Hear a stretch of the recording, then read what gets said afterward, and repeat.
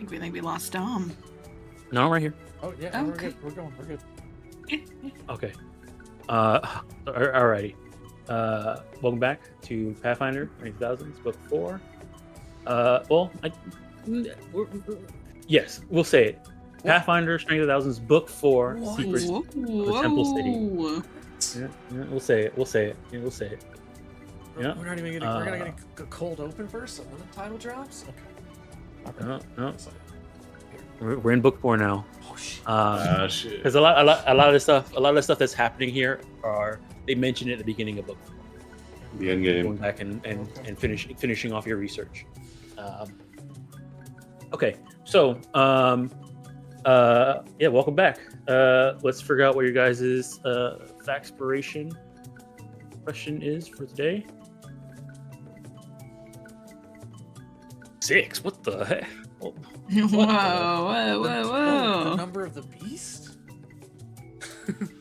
All right, 6. This is an adventuring. If your character wasn't an adventurer, what livelihood would they lead? Okay, if your character wasn't the teacher of the Magaambya, what livelihood would they likely lead?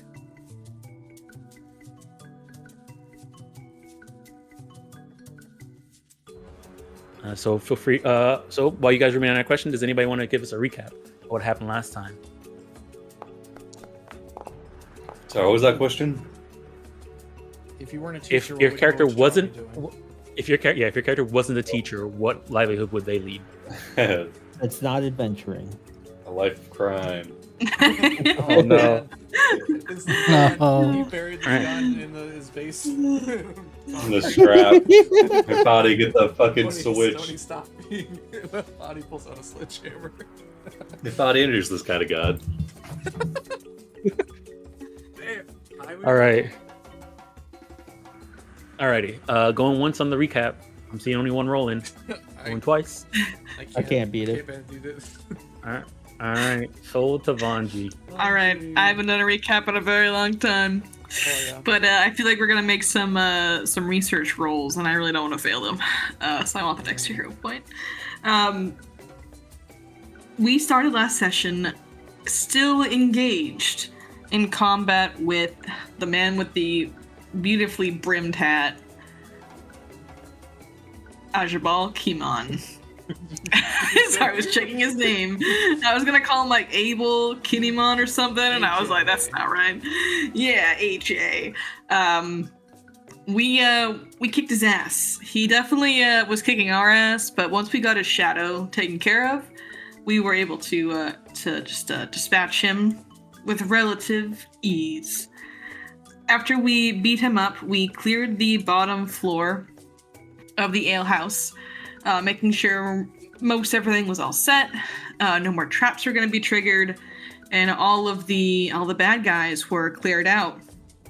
Some of the bad guys we took out back and slit the throats of because they're bad guys, and we really shouldn't keep them alive. They're with Pharasma now. Then we headed up to the first floor of the tap room, where we ran into some of the cultists who were ransacking and looting. However, they kind of seemed to be just kind of miscreants and were fleeing, and they didn't seem to be actually all into this cult business. They were more so just here for the love of the game.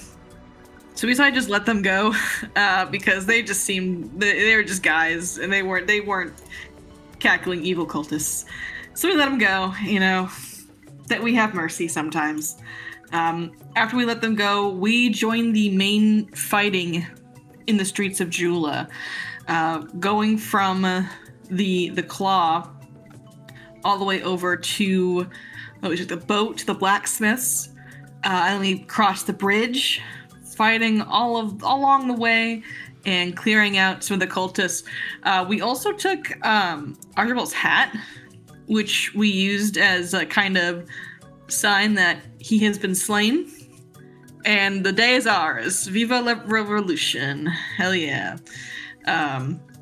We met up back at the church with Vanji's brother, where we reunited and we got everything all set. We finished the whole fighting there, and Father Haverhill was redeemed in the eyes of his goddess or god, Esteril. I don't know. Can't remember how to pronounce it. Erastil? Well, one of those three. Eristil. I pronounce it Eristil. Erstil? I don't know. I don't know. But either way, he likes dogs again, so that's the important part about this whole character arc is that Noodle gets to give him a bunch of dog kisses. Ooh, nice. Oh, right, Saraszul's family was there. We ran into Saraszul's little cohort. Sorry, yep, they were doing that exact pose, and they were like, the Terror Lords were like, hey man, we're here to support you. And we're like, hey man, sounds good, thank you. So with the help of them, the town of Jula, and the teachers of Magaambya, Jula was liberated from the Knights of Abendigo. We had a big party, as you ought to do after Revolution, of course. With that, we headed back to Magaambya. All of our students surviving this ordeal. We're really good teachers. So we basically told High Sun Mage Oyamba everything. Just filling him in on what happened at Bloodsalt, what happened in Jula, so on and so on. And we're working on getting Saraszul enrolled in the Magaambya. Having him pick his classes, showing him around, having him meet some of the other teachers/students. All of our cohort have become conservants, which is really great. I'm very proud of them. Essie has become a full-fledged lore speaker, so they're all moving up in the world. We're very proud of them. Is Firepot a conservant as well? I just want to No. Yes. Your students aren't conservants. All right, wonderful. Just wanted to check this all. I'm really hoping he gets expelled. Mariama and Ignacy are barely conservants. Barely conservants. Gotcha. That's kind of where we're at. We're doing some downtime, some shopping. We have a few places to research if we want. Some of that being in Jula, some of that being in Bloodsalt. I think there's one, and the other place being the Cyclops prison that I can't remember the name of for life of me. Prison of the Vacant Eye. Which I think is be really cool. We got a whole bunch of things to research. Yeah, Doc can show us. We're chilling. Play the music again. Yeah. Get back there. That art was so sick. I'll place it. There it is. Did it pop up for you guys? No. Hello? No. Oh. No. Oh, there it goes. Oh no. Yes. Look at that.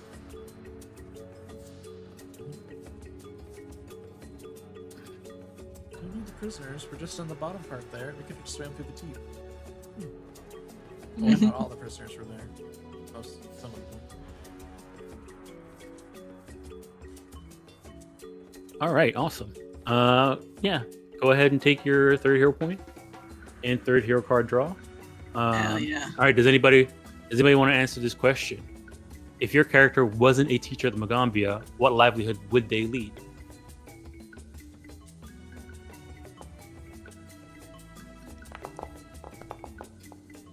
Damn. Oh man, double 19s. Ooh, Saraszul. All right. Saraszul. All right. With me. Get a roll off. Keep that from G. All right. Okay, well, Mike and Head. Lady Lux, we're Violet best Violet. friends. You We're are best bond. friends. Look at us rolling the same dice. Look at us. Yes, I got this blacked up. You know what, 5G, you take this. No You way take that this. happened again. No way. Wasn't this what happened in between me and Yeah, it was. Yep. Yes, it was. Alrighty. All right, So, Manji. Vanji again, I really want to roll well on these research checks.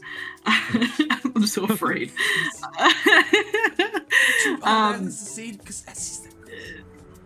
don't know. I don't know if that support ability carried over. Vondry was not a teacher. And, you know, despite it being, he believes the reason why he came back to life was to teach Magaambya, and it that being his whole life's purpose and all. But if it wasn't, I think he'd be a pop star.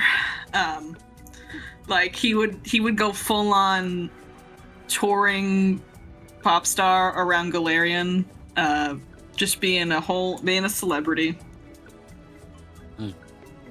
I see. Okay. All right. You know, take your Cora, go around, perform. Oh yeah, I got some dances too, dude.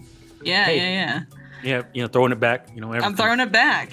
You'll see me on the cover of a couple magazines. Yeah. All right. Yeah.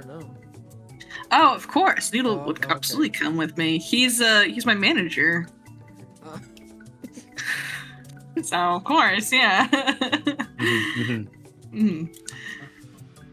Okay, awesome. All right, feel free to ask that question of any NPC or PC you've met so far. Well, I feel like Saraszul kind of deserves it after the fierce battle we've just fought. So I will ask Saraszul. No, my answer would have been different a few months ago. But knowing who I know now, I would definitely be Vanji's hype man. I was going to apply for the managerial position, because I've got great ideas, but I wouldn't want to try to take that from Noodle. Are you a roadie? Is that what you are? Yeah, it's a very Desna thing, you know? Yeah, no, I agree. Hold on. I'm just post this up there real quick. Hold on. Yeah. Yep. Alrighty. Okay. Let me give you guys your +1s.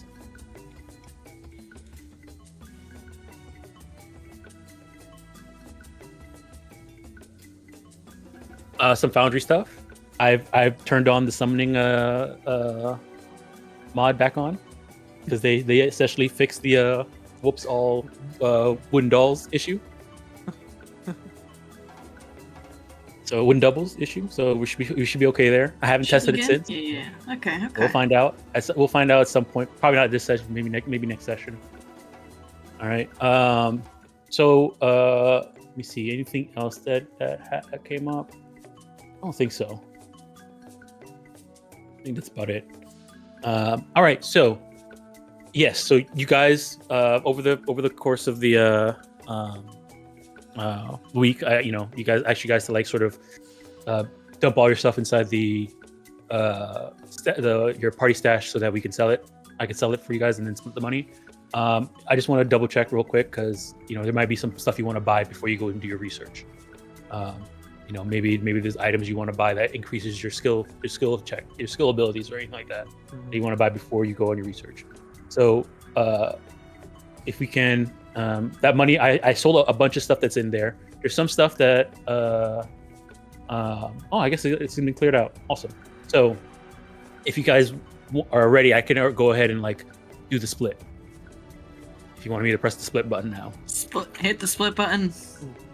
All right. Anything else? Ready? Everyone's got the treasure in there? Double check the button. Yeah, I'm looking at the stat. I'm looking at the stash right now. Picked up during the adventure. Yeah, that they want to sell. Hang on, let me look. I have a lot of shit.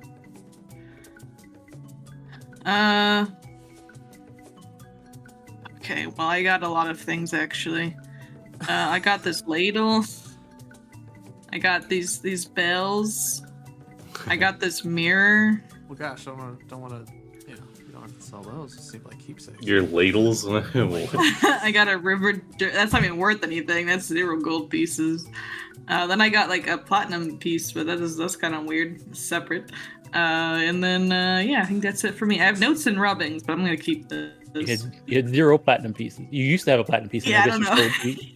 Yeah, I don't know. We'll get that. All right, so I'm gonna sell. So you want to sell this mirror, the bells, and the ladle? Yeah, that garland is garland of silver bells. That's our session 2.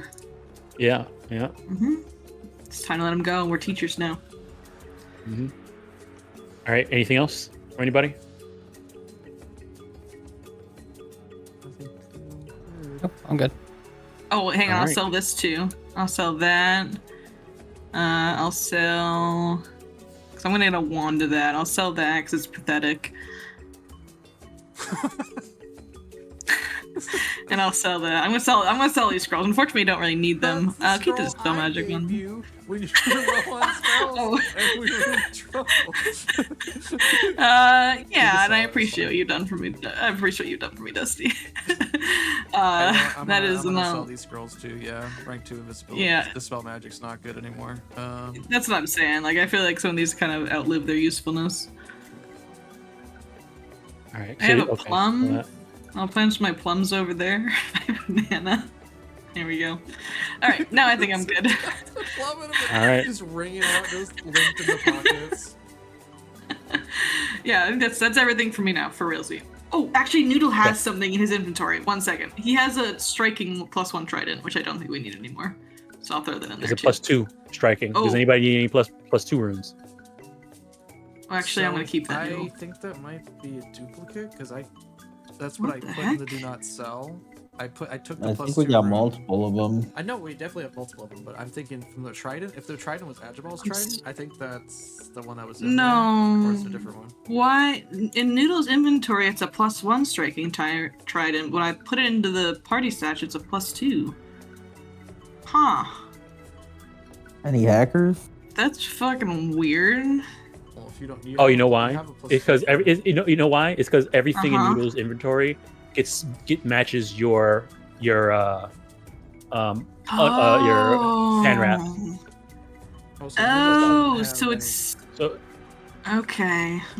So I'll move that to Vanji's inventory for the sake of my brain. I thought that was a +1 trident the entire time.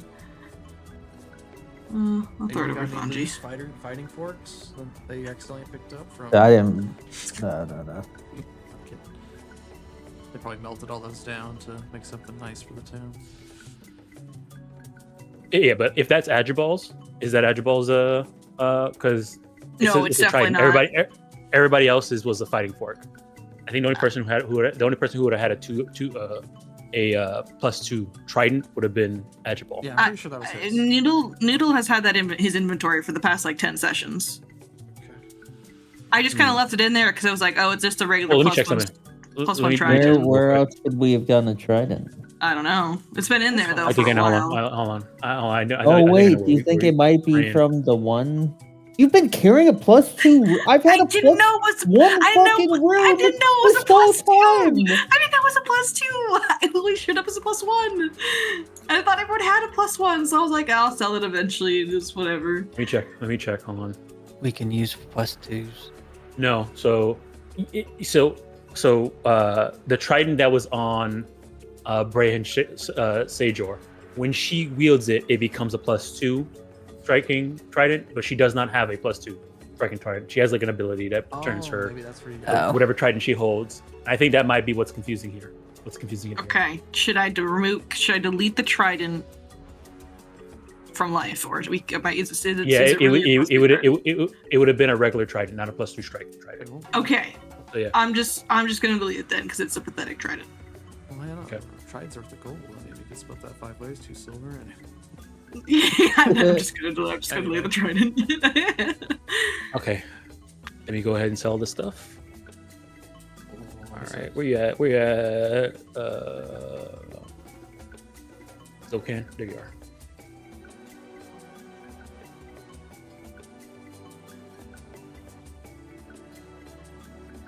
Just go into Zogan shop and dump it all on the table.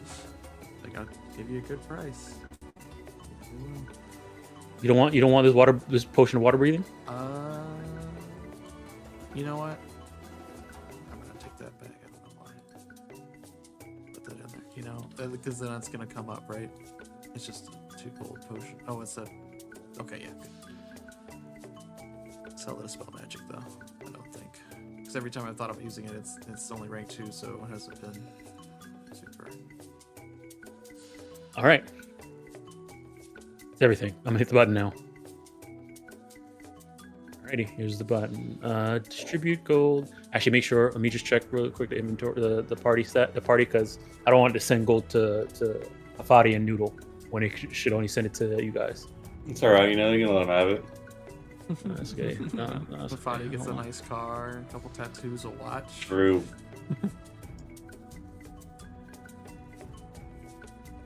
Couple Get them out. pair of shades. Party. Dusty's gonna go to. Go to BT real quick. All right. Then that's everybody in the party, the 5 of you, and then distribute. Oh, it gives me a little checkbox, so I could have just unchecked them. All right. Allow coin conversion, yeah.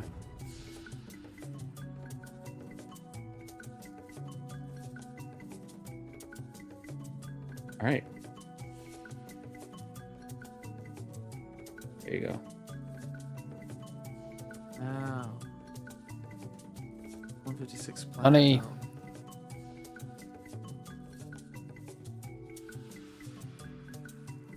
platinum. Yeah, it turned it all into platinum. I should have had it turned.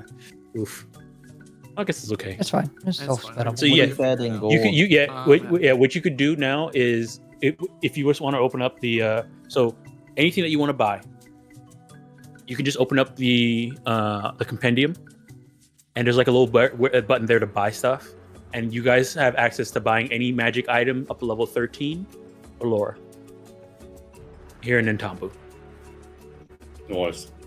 Any common magic item up to level 13, and any uncommon you also can get uncommon like firearms and gadgets and alchemy items here up to level 10.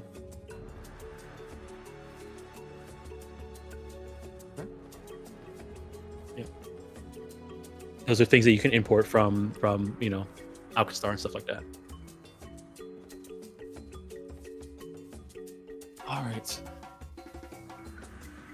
All right, let me move these. Maybe move the crew back into the party stash. I mean the party tab, body and noodle. Okay. Let's see here. So you guys can figure out what you want to buy as you do that. All right, so you guys have come back to Nintambu. You guys come back to the Magaambya. There's a you guys are going to start going back into becoming teachers for a good amount of time right now, and we're going to end up having about 6 months of sort of downtime. Keep in mind that you guys are as teachers, you guys are working as teachers, and as a student, Saraszul, you're going to be busy being a student for most of that. But the idea is that in terms of like doing basic downtime stuff, as a teacher, you guys can do practical research. Saraszul, you also can do practical research too to get yourself up from 9 to 12, or from 5 to 6 in your secondary. So there's that. But I believe, let me see here.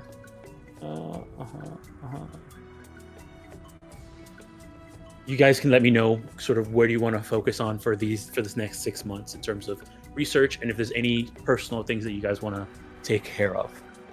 Doing research will not only increase your branches, but there are some stuff that you might find, unlock, or learn about from those areas, depending on how much research you go through, how much research you do, practical research you do in the 3 areas that you have unlocked, which is Bloodsalt, which is not that much left. There's still some stuff you can learn, but you mostly know what happened there altogether, especially based off of what your students finished learning while you guys were out saving the rest of your, the people of Kiutu, defeating and the people of Jula. For the hall of for the prison of the Vacant Eye, you guys have left Halbrix there to continue her research. So you may learn a little bit more about her, as well as the prison of the Vacant Eye if you go, and sort of what happened there. From what you guys were able to tell, just from your short time there, is that this place was like once had a bunch of murals and iconography of both the sun and the moon and the stars, and sort of a lot of that stuff, it looked like it was like scratched out and replaced with other things. You're not exactly sure what's going on there because you guys weren't there for that long. But based off what you saw when you were there, that's something that's going on there. And then for Jula, Old Town, it is primarily underwater, so you guys have to figure out a way to deal with being underwater. But you know, the people of Jula will definitely help you with like boats and stuff like that, and whatever you need to do your practical research there. But from what you know is that area of Old Town flooded after the Eye of Abendigo, you know, woke up, and a lot of the history in Jula was sort of like washed away and buried and drowned under the rising tides from all the rain and the constant rain that area suffers. So there's that. So you guys tell me where you guys want to start. I kind of think we should finish up Bloodsalt. For sure. Yeah, I was keen on going there for the first couple months. Anyways, I was thinking about doing 2 at each, but we'll see. I see how the rolls go. All right, so you guys want to do practical research at Bloodsalt? Yeah. Okay. All right. Is that what you're doing the first month? Is going back to Bloodsalt to finish that off? Yeah. Okay. All right. Okay. So a couple things I'll say. Saraszul, when you first came back to the Magaambya, and got introduced to the town and picked out your classes, did your prerequisites and stuff like that. Let me see here. See who would have done your prerequisites. It probably would have been. Let me see here. So it would have been Ignacy and Mariama. Would have done one of them, mainly because you're doing Emerald Boughs, which is Ignacy, and Cascade Bearers, which is Mariama. Okay. Yep. For but the way the prerequisite works is that you end up doing something related to each branch before you even do the selection of your branch.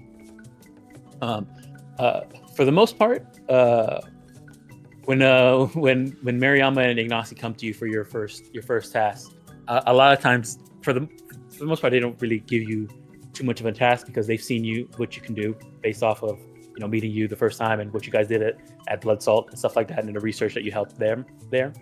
And so they pretty much ask you like, why do you want to be in the Emerald Boughs, or why do you want to be in the Cascade Bearers? Okay. You want my answers to that? Yeah. Okay. All right.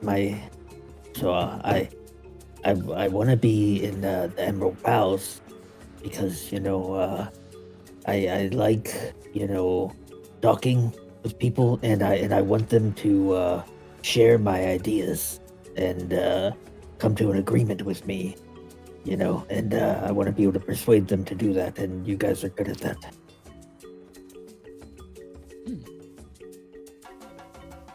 Then I want to be the Cascade Bearers because they are all about learning, and my mama told me to learn, so I'm here to learn, and that's why I'm here.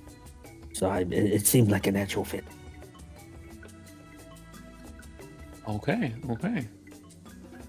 Right. They both kind of look at each other and look at you and say, "Okay." I mean, that makes sense.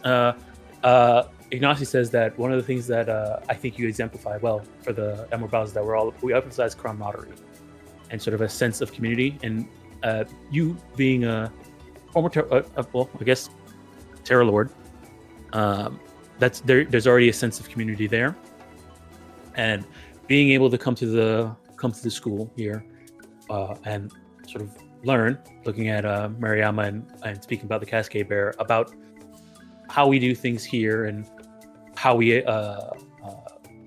support our community. I think having the knowledge that you bring from being a member of the Terrible Lords will be great for us to learn, and for us to for you to learn from us as well. Mariama says, well, I mean, yeah, the Cascade Bear is all about figuring out what's next when it comes to magic. So I think you'll do fine. I knew you cast some pretty spells, and like from what I heard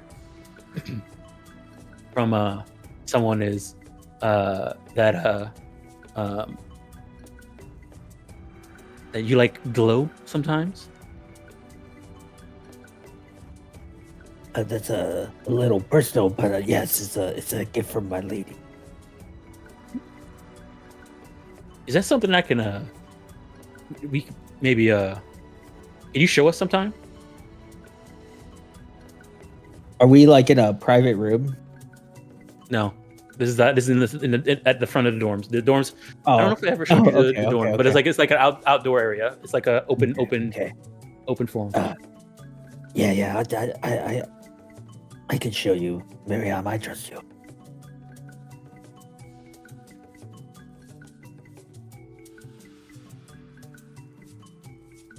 She looks at you expectingly, like if you're gonna do it right now. Well, I'll show you later. All right. Well, if you say so. All right. So, for the other branches, Oniji is the one that has to get that gives you the task for the your task for the Tempest Sun Mages. She wants to spar with you. That's what she does for her task. Okay. I spar with her, but not in the same way I sparred with that guy. And I tell her the story of the guy, and I say I'll take it easy on you. I think she'd be highly offended by that. Well, I need it in like the most like friendly manner possible. She will be offended by that. Yeah, she. Yeah, you know what? If she's offended by that, you know, sometimes people are offended. You know. Yep. All right. So yeah, you definitely spar with her. The outcome is pretty pretty one-sided at this point. You have, it is similar. It is a bit similar to the fight with the what'd you call it? I would say like fighting her is like fighting like a sort of weaker brute. Okay. Yeah. I mean, yeah. So she puts up a good fight, but you definitely have the upper hand. And she thanks you for the spar and says, I wish you would have joined the Tempest Sun Mages. I'm sad at Teacher Vanji for not convincing you to join the Tempest Sun Mages. Well, Teacher Vanji tried his best, but I just didn't want to make. Look, I'm pretty close friends with Teacher Vanji, and I just didn't want to make it seem like I was desperate to cling to him. I wanted to set my own path. All right. So, and then I believe your Rain Scribe prerequisite was done by the Yanati trio. For them, they asked you to tell them about your exploits of traveling throughout the Southern Lands and like sort of survival activities that you've done living out there for so long, your entire life. And they trade stories about them living out further into the Mwangi jungle and how they survived out there. You guys sort of just share sort of wilderness and travel survival. What'd you call it? Yep. Advice techniques. I give them a bunch of very crazy, unsensible ideas. All right, they take it, and they you see as they're hearing your stories, they as a group And this is something that I guess I don't know if I ever explained this, but the Nadi trio, they do a thing pretty often, and as teachers, as their teachers, you probably would have seen this before. But they do something called they call it weaving the web, and what they do is they do like stories, and as a group, sort of tell that story together. So like one person will say one part of the story, the other person will say the next part of the story, another person will say the next part of the story, but without ever like having any like planning to do it, right? Or pauses and stuff. Yeah. Yeah. So and as they're doing it, they are also sort of knitting a web at the same time when they're doing it. And at the end of the day, they have like a sort of web cloth that is supposed to represent that story, right? And so you kind of have to sit down with them while doing that. So the person who was doing who was in Jonty prerequisite is Levi. Corey, wait, sorry. All right, Levi.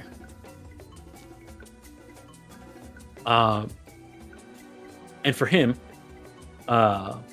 he hasn't seen too many. He hasn't met many lizard folk in his lifetime, and so he just asked you to tell him stories about growing up and what's it like being a lizard folk, and asked you to tell him any of the lessons that you have learned growing up, like either lessons that your parents have taught you, things that you have learned, and tell it to him in forms of stories.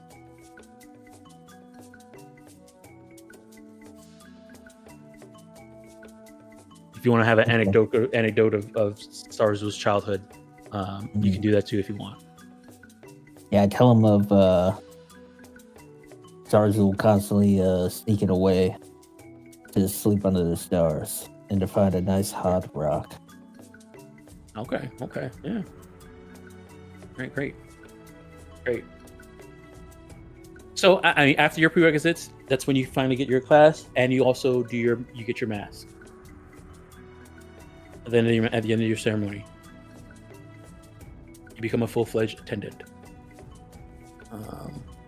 This only takes a week for you to do your what'd you call it? Okay. Your prerequisites, and then after your prerequisites, you end up doing your ceremony, and then you end up getting your mask. So, I guess can you tell us sort of what does Saraszul's mask look like? Yeah, it's just butterfly wings mostly. It's very like dark purples, and he overdid it on the glitter. Yeah, you carve it yourself. It's like part of the ceremony. Yeah. So yes, the ceremony is usually there's a masking ceremony where you went to an auditorium, and you're allowed to invite family and friends, and people come in and watch as you craft your own mask. And then there's a ritual that is done in the process of you crafting your own mask, that at the point when first time you don it, it transforms into something that represents you. So it could be whatever, like regardless of your skill as a craftsman, as soon as you put it on, it's supposed to represent your soul in a way. Okay, so then it can be whatever. Butterfly So it's an animal, but you can make it look like however you want it. Yeah, it looks like it's constantly in motion. Okay.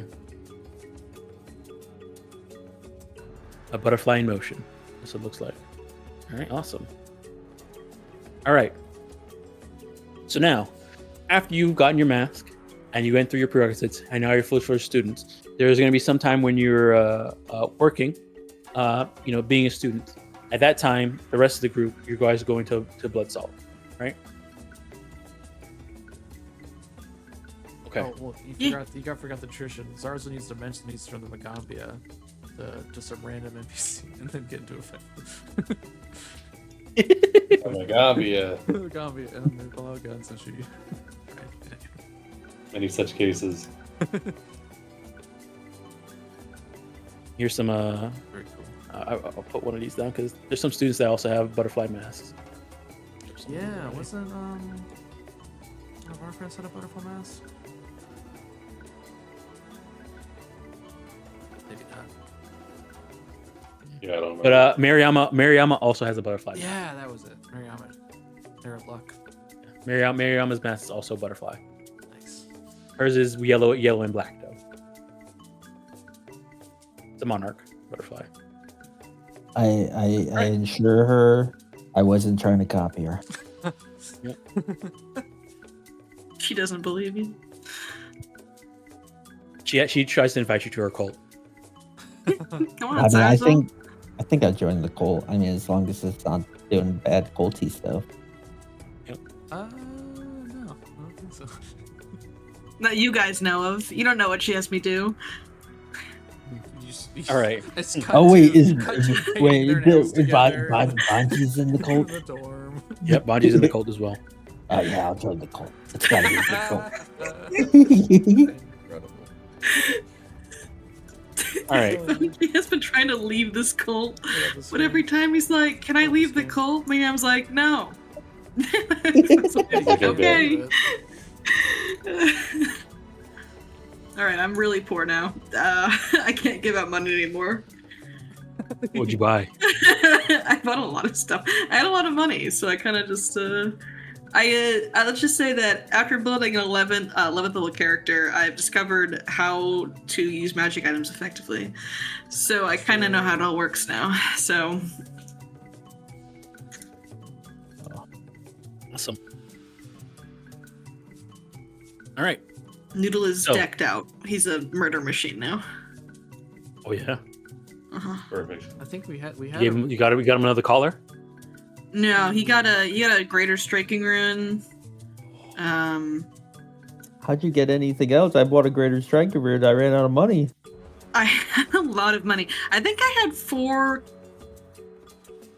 How much did I start with? I think it was 3K, 4K of gold.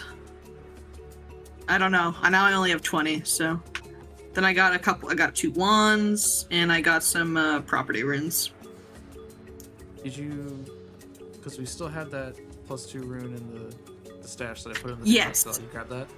I grabbed that. I subtract the money for the transfer to my hand wraps. Okay.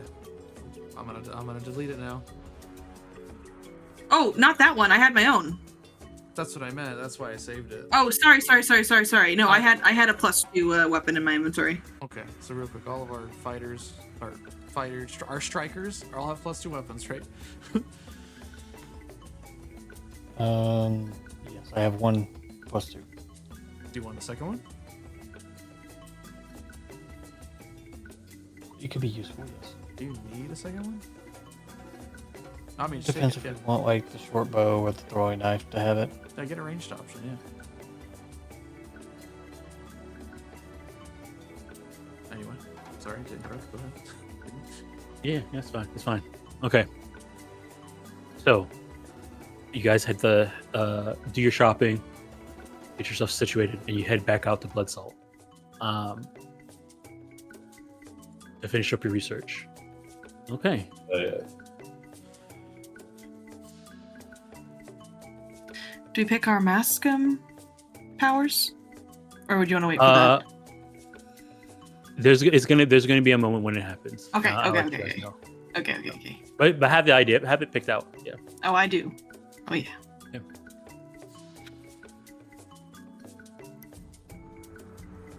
Right. So you You guys guys had the know blood. that like. Oh, go ahead. I was just gonna add a favor. Go ahead. Okay. So you guys had the blood salt. You know, you guys are more familiar with this route now because now this is your third time traveling it, pretty much. You know, you at some point you started hearing the mimicking calls of Karinas in the distance, but you know better not to follow them. The owl things. Yeah, the owl things. You guys make it back to Bloodsalt. You know, the area where you guys set up camp before is still there. I don't know if you wanted to reset up camp there, but did you guys bring any of your students with you again? Oh yeah. Yeah, they wanted to go, yeah. Yeah, definitely. I mean, they would want to go again. Yeah, Oh, yeah. they're more than welcome to come. Right. So yeah. I mean, all of them decide they want to go again. So, and this time, Iboko is there to actually do some research. Oh, nice. Nice, yeah, Rock dude. type Kiutu. Yep. All right, so you guys are planning to do practical research here. All right, let me just check where you guys are on the research table here. All right, so I guess we'll go down the list. Tacharo, for practical research, you choose one of your skills from your branch that you're trying to level up, and you're gonna roll it. And what level are you right now in your branch? You are level 9. Looks like. Oh, 9. Yeah, I 9. don't have you 9. Yeah. Okay, so if you want to do your primary, you gotta beat. Let me make it a DC real quick. I'm setting my pursuer lead to figure out what's going on with Bloodsalt. All right, level 9. You have a beat a DC 26. All right. Oh no, sorry. You're getting up to level. You're trying to go from 9 to 10. You gotta beat DC 27. Sorry. All right.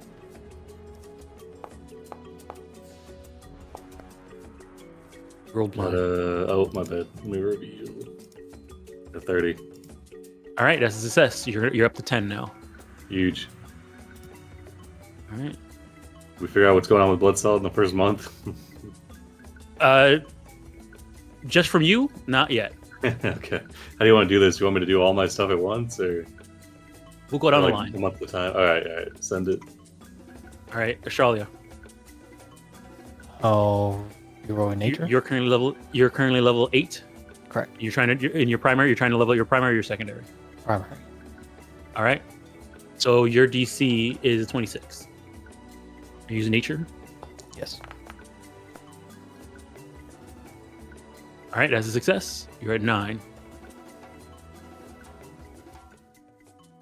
Okay, let me check here. Okay. Vanji.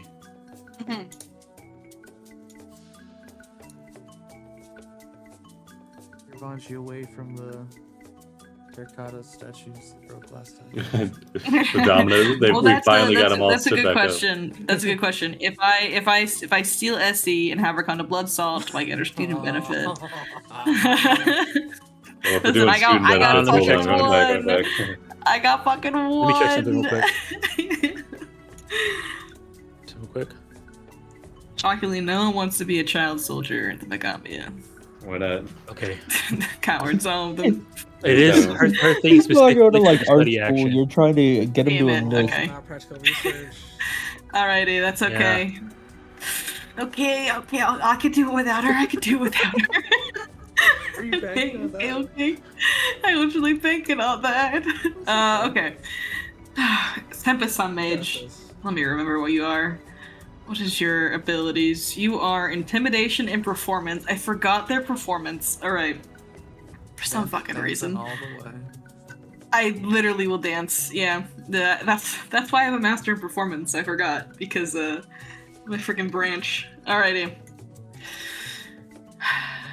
You're going to 10. That's a DC 27. Oh, looking good. All right, it's a critical Alrighty. success.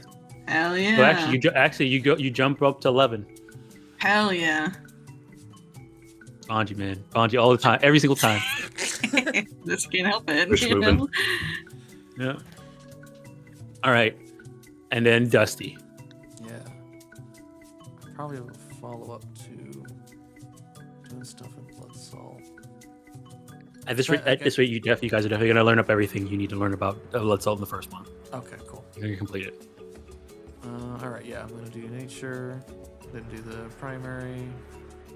Sorry, trying to get to 10. So that's a DC 27.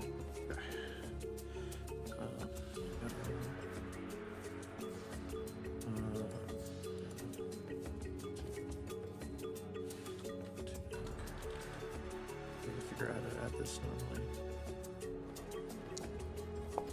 Yes. Holy moly.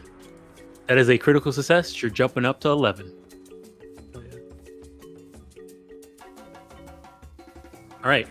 So, yeah, you guys crushed the. You guys are above the maximum amount of Well, we're research already here, points so you that need, kind of yeah, makes so- we kind of knew where to look. Oh, can we Yeah, say hi makes to our sense, yeah. Naga friend? Are they still here? Oh yeah. Yes, she is. got a Yes, shop going? she's still here with her shop. How much was that staff that had like removed curse and shit on it? Yeah, let me go find it for you. Hold on, Oh, let I me go don't have find money it. for it now. Let me go find it again. Hold on. Bloodsalt.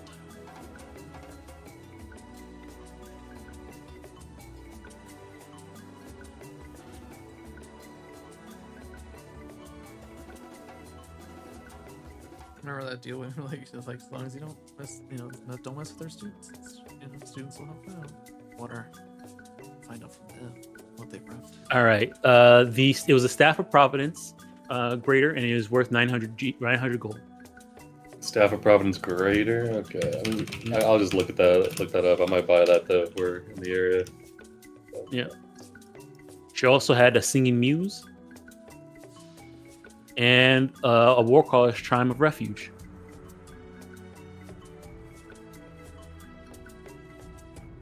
This lady.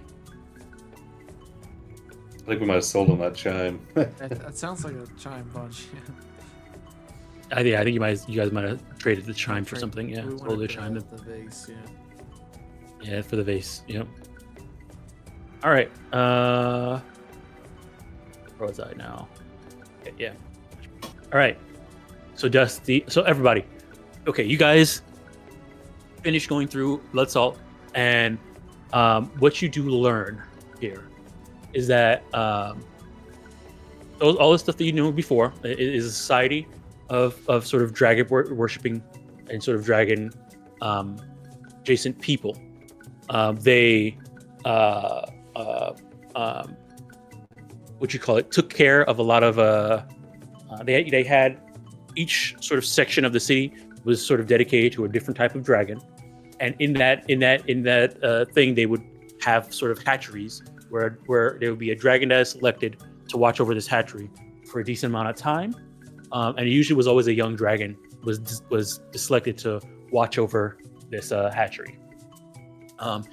Every once in a while, the four groups, four different sections of the city, would sort of gather and do some sort of ritual to honor the dragons and their elemental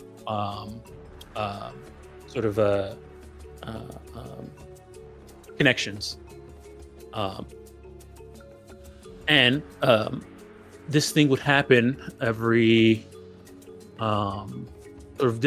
sort of half century. They would do this. Every 50 years, they would do this ritual. You guys find, sort of going through and doing some more final searches. You guys do find a sort of preserved, I guess you could say, tablet/journal, sort of dictating the rites of the last ritual and some of the events that happened during the last ritual. It turns out there was a guest that came through and was visiting Bloodsalt. This guest was a very powerful spellcaster, and they wanted to learn a lot about Bloodsalt, and they spent some time doing a lot of sort of diplomatic philanthropy in Bloodsalt, just so that people feel comfortable about them learning and see and viewing their process. Over that time, this guest, see here, see here.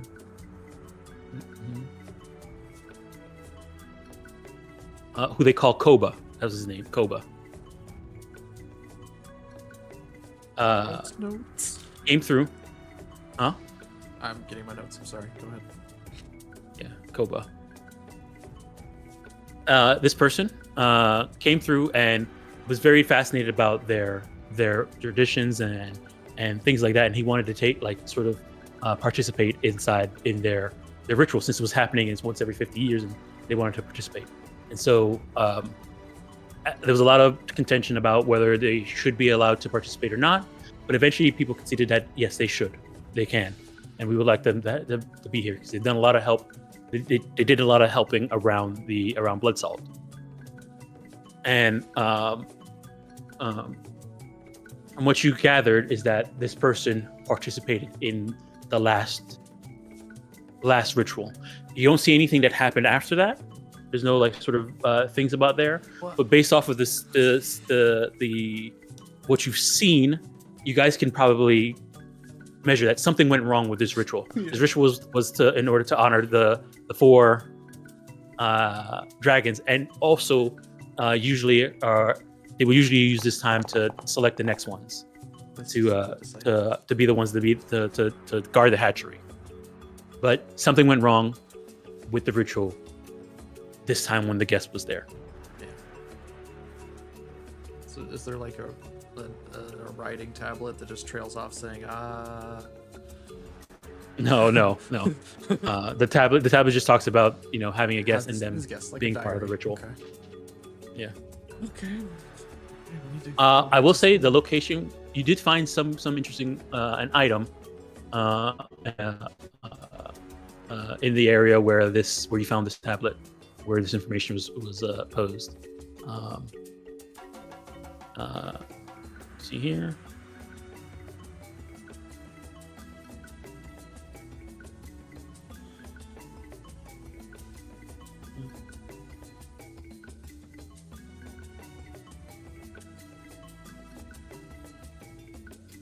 You found it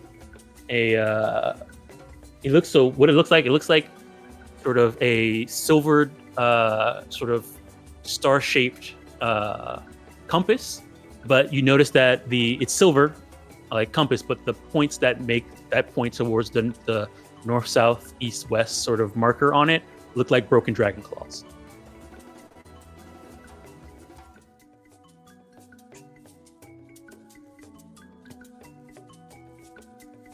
And I guess you guys are. This is considered a common item, and you guys are level 12s now that you came here. So I'll just reveal it.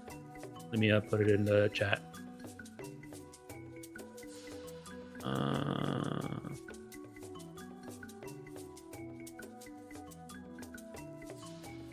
Where is the?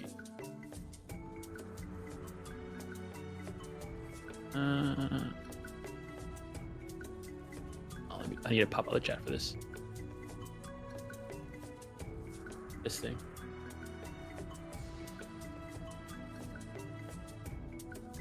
We don't have permission to see it. Oh, you don't have permission. You don't have permission to see it. Oh no. If you just All right. I'll drop it in once in somebody's inventory then. Here, I'll throw it in Dusty's inventory. what's this? Yeah, you like dig something up. Ooh, shiny. It's a real archaeology. And then you can there you go. It's in chat. Ooh, the broken tips of 4 dragon claws, one for each magical tradition are set to the silver shoot in the shape of a star. Oh, so a compass. Whoa.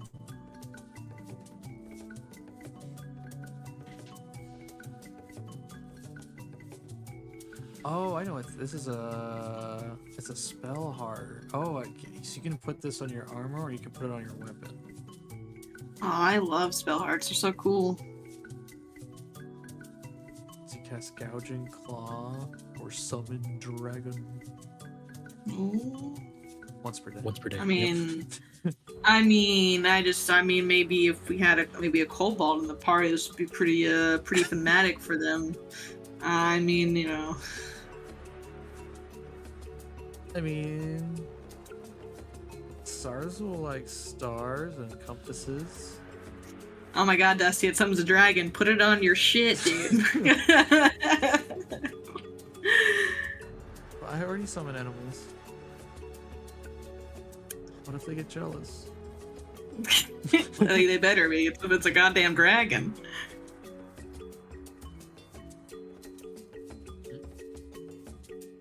And so you guys do see this here, and speaking and looking at it, it is a magical item. It is common, so none of you guys have seen it here. If at some point anybody wants to try and like craft it or anything like that, that is a possibility. Well, if we all summon dragons. Also, that lets you like do a dragon's breath, Dusty, if you put it on your weapon. I don't have a weapon. Yeah, but you don't need to use the weapon. It's just when you cast a non-cantrip spell. You have to put it on your weapon to get that ability. Yeah, So you attach don't it need to a weapon. Yeah, you don't need to swing the weapon. You just put it on your weapon. I feel like I just got a bunch of items. And staffs are considered weapons. I don't have stuff.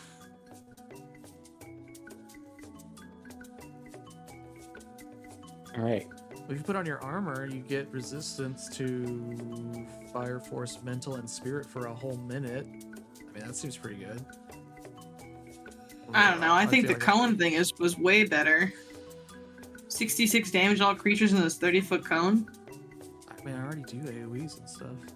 I mean, I it's cool. It's dope as hell. But I just think, maybe some of our other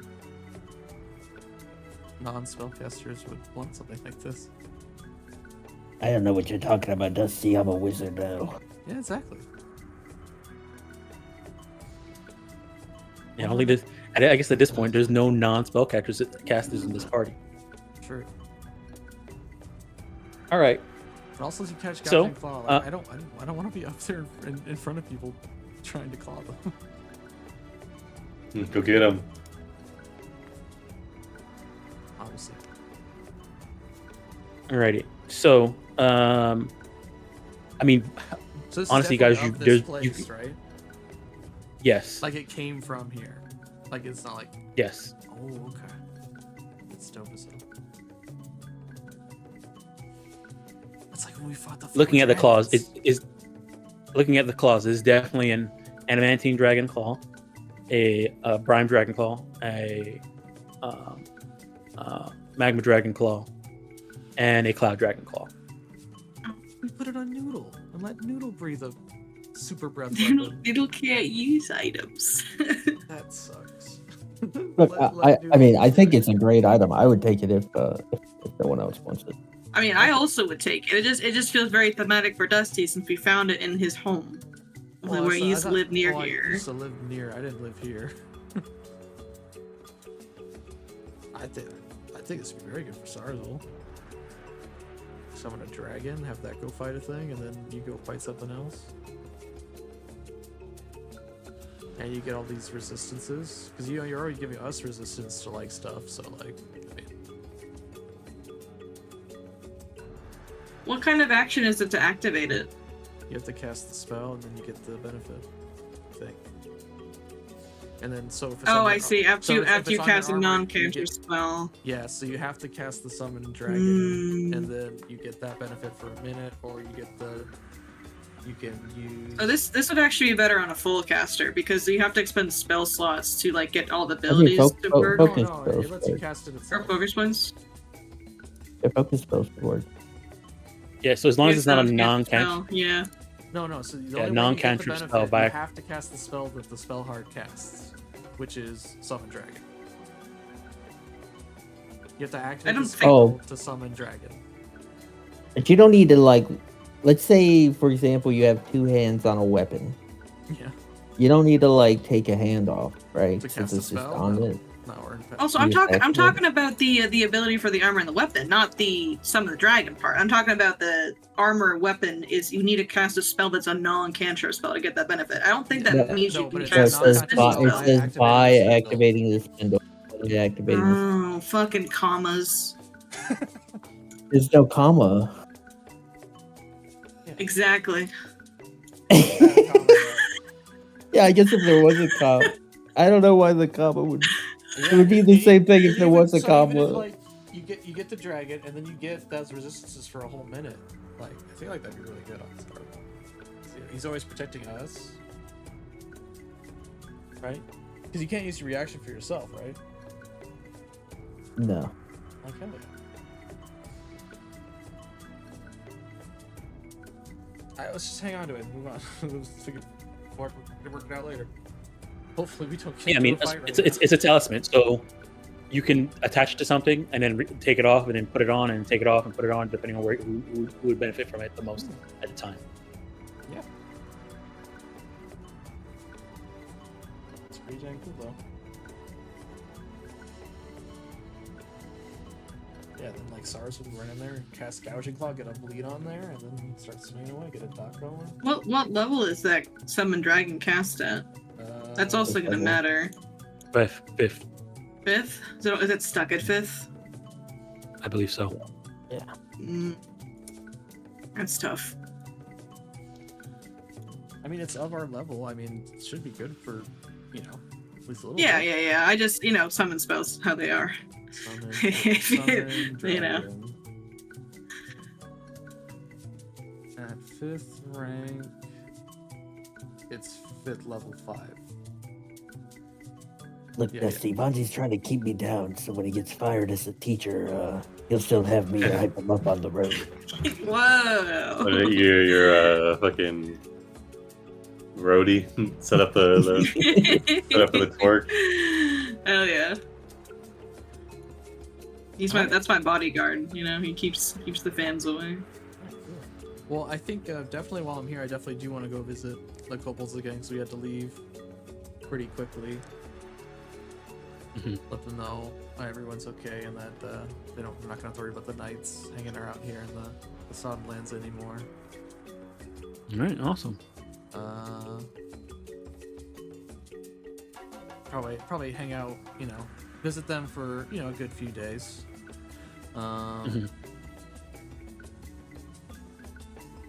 So I remember Icky was trying to become a wizard, I think. So I'll offer that, and I'll also offer, because I think there was a situation there where, because they were best friends, they didn't want to leave without his friend. But even though they're big bullies. But Dusty would never hold that against. So let me see here. I'm trying to One second. remember what the name was. I know it was Moss Keeper Malo was kind of my matron, leader of the bunch. Oh yeah, and I get some more of that glitter moss for the road. Tasty moss. So, Saraszul, Cogs. you gotta try this. Oh, wait, no, you were there. Oh yeah, we did. Yeah, he was there. Oh, okay. Yeah, I think he had me trying it. Okay. Yeah, it's like I'll pop- take more. It's like Pop Rocks. So, when you come back and visit, Moskeeper Malo is happy to see you. Icky's happy to see you. Cogs, he does seem a bit apprehensive, but after they actually Moskeeper Malo asks you to tell them what happened, that you left so urgently and stuff like that, and after you explain what happened and what's going on. Big story time. We got all the little kobolds around, their little eyes. Yeah, they all, yeah, and they hear about what you did and all that stuff and everything like that. There's a moment where Icky's like, man, that's crazy and awesome. Like, I want to be he wants to go to Magaambya to learn how to be powerful like that. And then he looks like he turns to Cogs and says like, yeah, we should do what Dusty did. And Cogs is he's a bit apprehensive about saying anything. He says, well, it is cool to beat all those mean humans anyway, so I guess Dusty did good, but we could do better if we went and joined a Magaambya, right, Icky? And Icky says like, yeah, we could do better. And so they definitely want to. Like SARS. Definitely see the praises of my allies. Yeah. Everything we got up to. The brave people of the towns fighting back. Yeah. So who knows? We'll see in a few years if maybe there's 2 more Cobalt students at the Magaambya. They might need sponsors. True. It might be who knows? They might be sponsored by Village. Sponsored by Village. Yep. All right. So, over the course of that month of you guys being at Bloodsalt, some things the students do. Every sort of like I think it was Sunday, they decide they go and visit. They take a trip to Kiutu and see everybody there. After everybody has returned and things are sort of nice and well established, Q2 seems to be doing really well. And there's sort of been a sort of a they decided to help Jula as well. So they've been going up the Terror River, working with some of the Terror Lords that are in there, with Saraszul's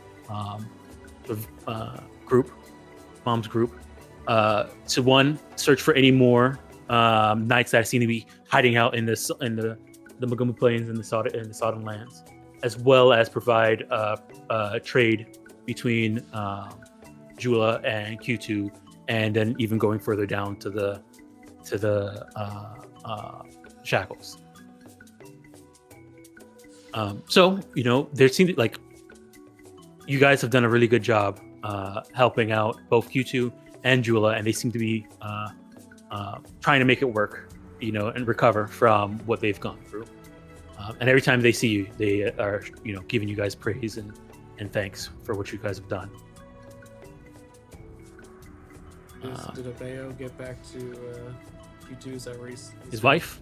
Oh. Yeah, his fiance actually. Yes, he did get back to his fiance.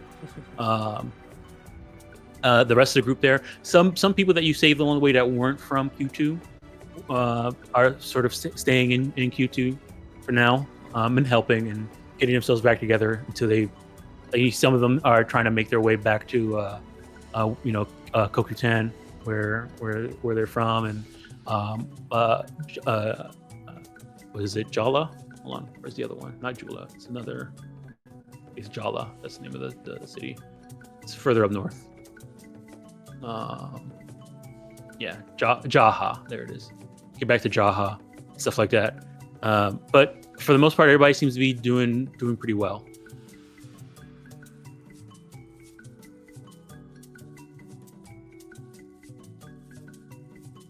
Okay.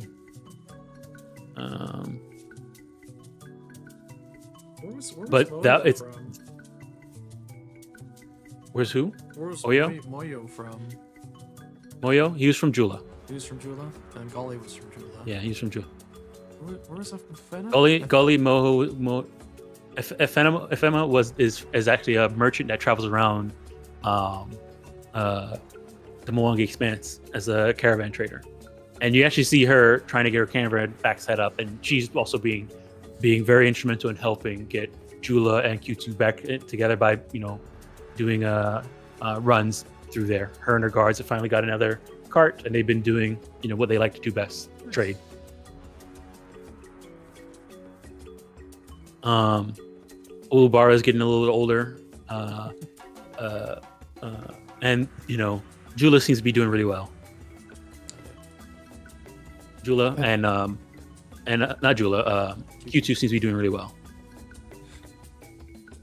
All right. Let me see here, and so I'll move you guys a month ahead.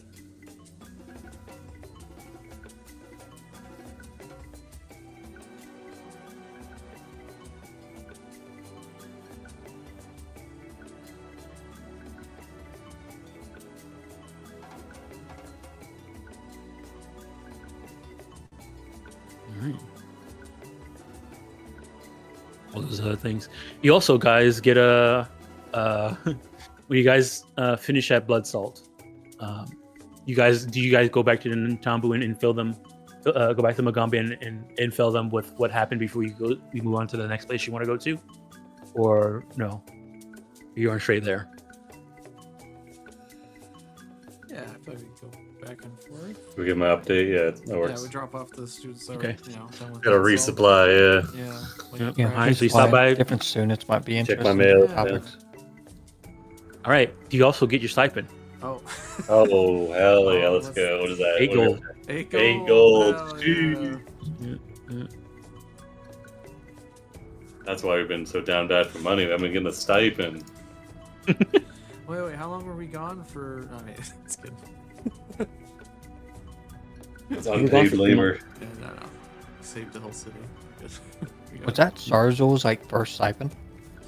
I don't think he's a. Wait, do I also get 8 gold? Not yet. You get 4 You get 4. for being a student.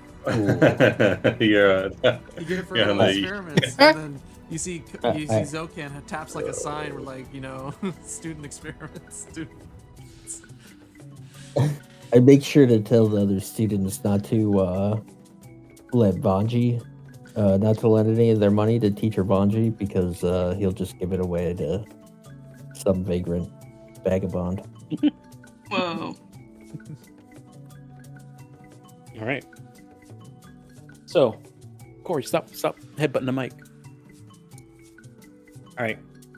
So, second month, you guys can go and fill them back in. They seem to be very like Oyamba and let me see here. Teacher Mezatani are both very interested in what you guys have learned about Bloodsalt. And says that, you know, at some point I think we should set up sort of an area there and see if we can recover any artifacts and bring them back for safekeeping. Mizutani wishes that he could have went with you guys at some point, but he's been very busy with his own research. He wasn't able to join. Corey, stop, please. Yeah, most of the dangers are Okay. cleared out. Still gotta watch out for the gas, though. Didn't fix.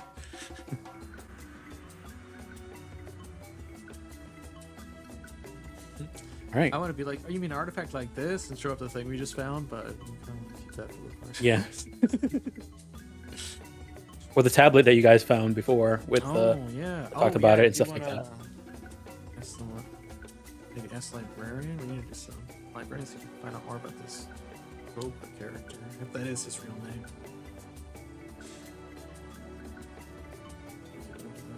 Okay. All right. So that's your first month. Next month, what are you guys doing? Well, I guess we've exhausted Bloodsalt. Vanya would want to go to the Eye of the World. It's not called that. The Cyclops place. The Cyclops jail. That Prison of the Vacant Eye. Yeah, the Eye one. Forgot the name immediately. We made a promise to help her, so I want to make sure that promise is kept. All right. So you guys head into the Prison of the Vacant Eye? Well, we can split up, can't we? Yeah, we could definitely split up. Yeah. Yeah. So you guys don't want to come with me, so that's totally fine. You can go to Well, no, somewhere I else. feel like I kind of leveraged my earth magic to help them. Digging. Yeah. I'll go to Jula, I guess. Help them. Shelly is more interested in Old City, Jula. All right. So Charo and Ashalia are going to Jula. Vanji and Dusty are going to the Prison of the Vacant Eye. Saraszul, at this point, you're able to join practical research. Okay, I'll go to the Prison of the Vacant Eye. Okay. Oh, no. I want to go into the shark water with Ashalia. Okay. Fight the rest of those sharks.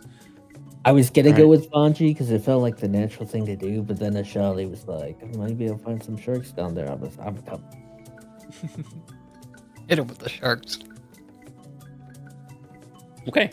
All right. So we'll start with we'll start from left to right then, since you guys here. We'll start with Jula then. So Tacharo, Ashalia, and Saraszul. You guys make it back to, Jula, beginning of that month. And you guys are starting to do some practical research in Old Town.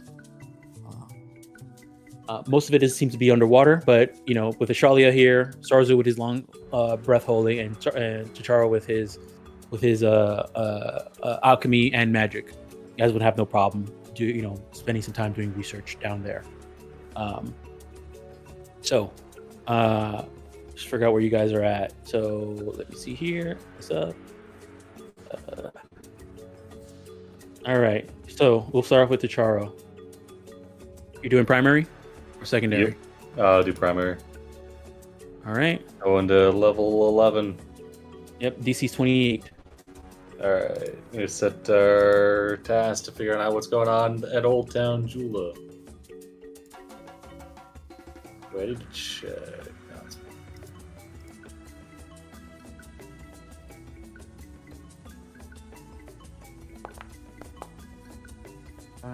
Nice.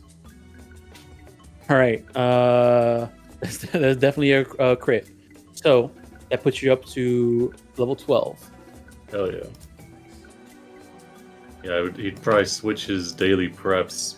So we'd probably have like 5.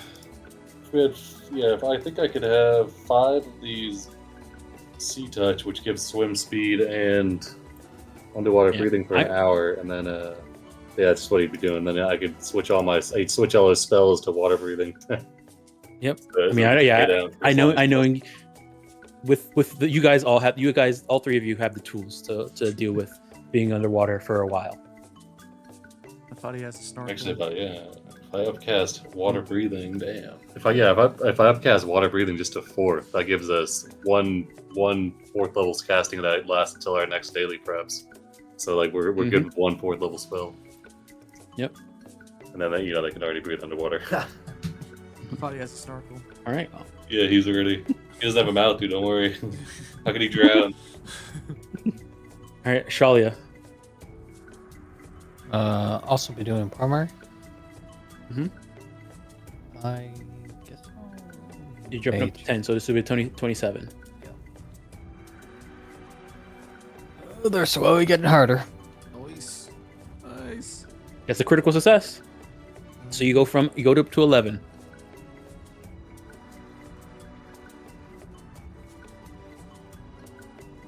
All right. That's 2. All right, Saraszul. You kind of like explain what we're doing here, real quick. Okay, so this is called practical research. So pretty much what you're doing is you're rolling a check based off of the branch you're trying to level up. So currently, I said that you were 9 because I misspoke when I jumped you up to level 11 because so you're at level 9 right now in the Emerald Bows. So and then you're at level 5. Any Emerald Bows skill check? Yeah, any Emerald Bows skill, so including the lore. Okay.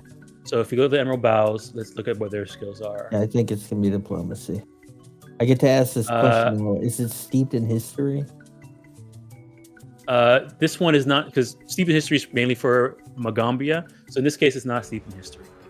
Okay. Is there branch influence? What's this? It is not branch influence because you're not talking to a branch member. So like if you were talking to another Emerald Bows, like if you needed to convince Ignacy to do something, you would get that bonus when you're trying to do a diplomacy check on them, or a teacher, or anything like that. If they're from that same branch. So that's why they're always cooperating, because they have bonuses to convince the other to cooperate. I got you. Mm-hmm. Okay. So you can use deception, diplomacy, or society to roll if you're doing Emerald Bow. Okay. Wow. That was like Another 8. Oh, that's a crit. That's a critical success from 9 to 11. 18s in a row. All right, so you're level 11. Awesome. Back to where you were when I misspoke. You fixed it. All right, so let's see here. All right. So looking at Old Town, and doing some research around Jula. A couple things you know. Jula at some point probably was a very prosperous, trade hub. Like looking at what was down here when the water was down here, you see really expansive docks, like tons of docks and such ruins of old buildings that all seem to have shown this place was very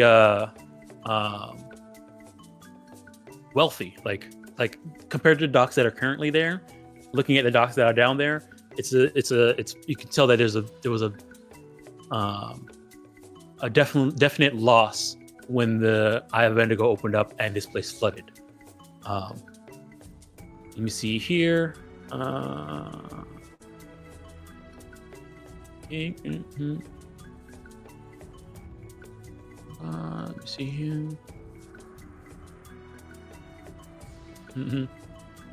One thing you guys did see though is that inside down in the bottom of Jula, there seems to be some sort of wrecked, looks like wrecked warships that are sort of drifted further. You can see that most of the parts seem to be further out from Old Town, but some of it, since it's now been flooded over, have drifted into Old Town. how deep that area is. It seems to be about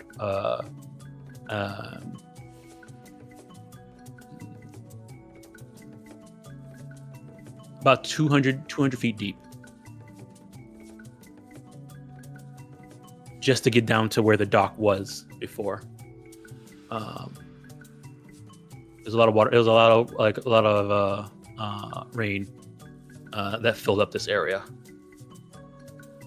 You can kind of tell that this lowland area was sort of a valley. Like the way it kind of had set up is that they had sort of the way the area was set up is that it almost came like Old Town almost was like in a bowl, geographically. All right, and then what is the last thing here for where you're at right now? Oh, those ships seems to be from Cheliax. That's what you get from what you guys have done so far. It's your research. Yeah. That's where Ignacio's from, right? Yes, that's what he had to deal with. Really? I thought he was from Vidrian. Well, from what you understand from Ignacy is that Cheliax invaded Vidrian. Yeah, and his family was part of that. Was part of the Cheliax group that came through and invaded Vidrian. Nice. Yep. Little invasion action. That's a new dialogue option that's popped up with Ignacy. True. Yep.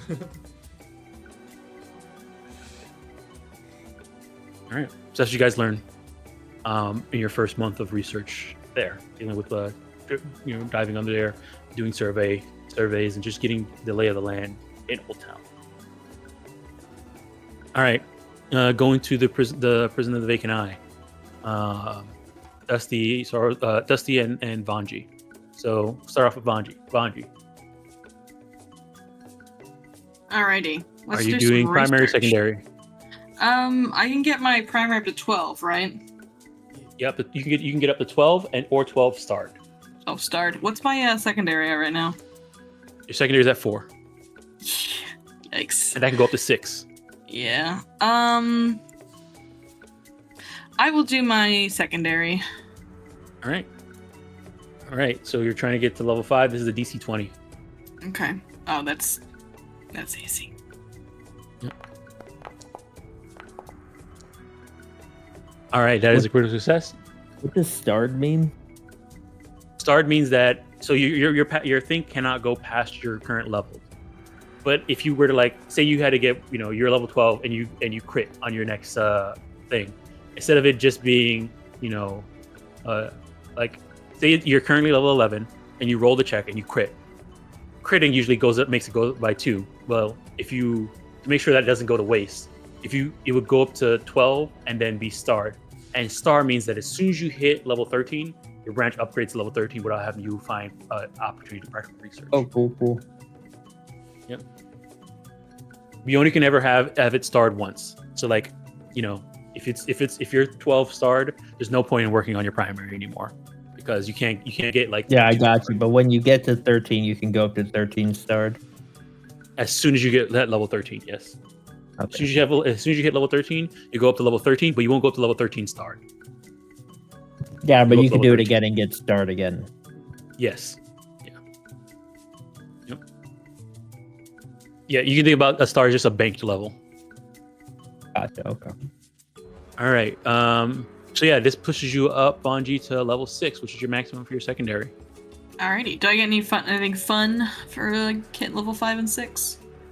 Yes, there are some stuff in there, and we'll go through once we're going at where everybody. Once we get everybody's levels set up, we'll go through and get everything worked out. Alrighty. Yep. All right. So that's a success. Critical success. Dusty. Okay. I'm trying to think if there's any students or teachers who want to come here because I feel like it's be crazy stuff. So, talking about a previous empire,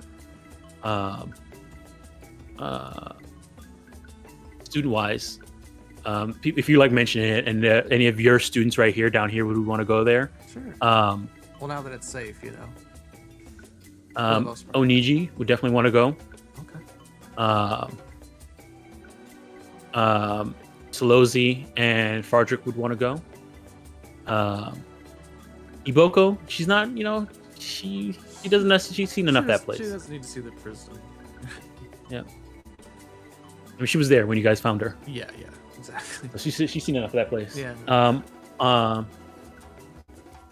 Because Iboko doesn't want to go, Hanzi is sort of hesitant to go. And the pretty much everybody would want to go, except for probably Levi, Iboko, and Jimimo. Okay. What about student-wise? What about their conservant friends? If you want to talk about your conservant dorm mates, previous dorm mates, Ignacy and Mariama would definitely be down to go. Noxolo would want to go. Essie, she would want to go, but she's busy. She wants to do her. Yeah, she's being a teacher. Yeah. So, Ankarut, Noxolo, Ignacy, Mariama, and Habron would definitely like to go because he's heard it's a tall mountain. He wants to jump off the top of the skull face. Okay. I mean, yeah. I remember as lore speakers, you guys can sort of, hey, conservant, I need you to do this. Help me with this research.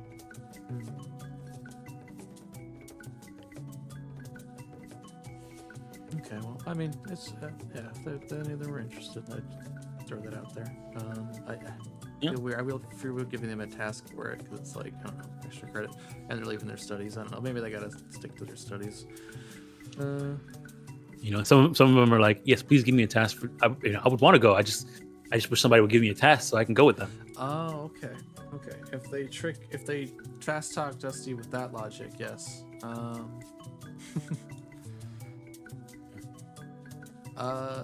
You have retinue of students going with you then. Okay, cool. Yeah. And they can help. Yeah, because we need a lot of people to help. And Halbricks, I guess. How far is Halbricks? I mean, I guess I'll roll a check before you talk about what's going on. Okay, roll a check. All right. I'm gonna do primary. And all right. If you're angry, you want to go? Maybe we'll find some cool bones. Rocks. All right. So you're trying to get to level 12. This is a DC 30.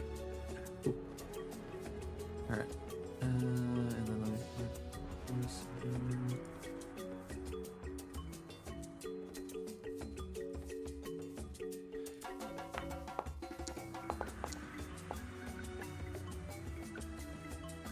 all right, that's a success. All right. On my screen, it was almost a 1. Yeah, I also saw one there for a second. All right, so you're level 12. Oh yeah. Awesome. All right. So with the critical success from Vanji and the success from Dusty, this is what you learn about the Prison of the Vacant Eye. So when you guys get there, Halbrex is sort of, trying to get what she can get done, but she doesn't have the workforce that she used to have anymore. Because look what I brought. Yep. And so when you guys come through with like a bunch of students, and she sees everything, there's a moment where she looks at everybody, and there's like a bit of a sneer on her face, and then she shakes her head and calms herself and says, I see you all have returned with more people from your school. Yeah, only as seekers of knowledge, not trying to steal or desecrate any of your ancestral secrets. Mm-hmm. You have my word. Understood. Well, that's the case then. We should get started then. Your students your small students can use the rooms that my former colleagues used to use. Should be enough space for all of you, being so small.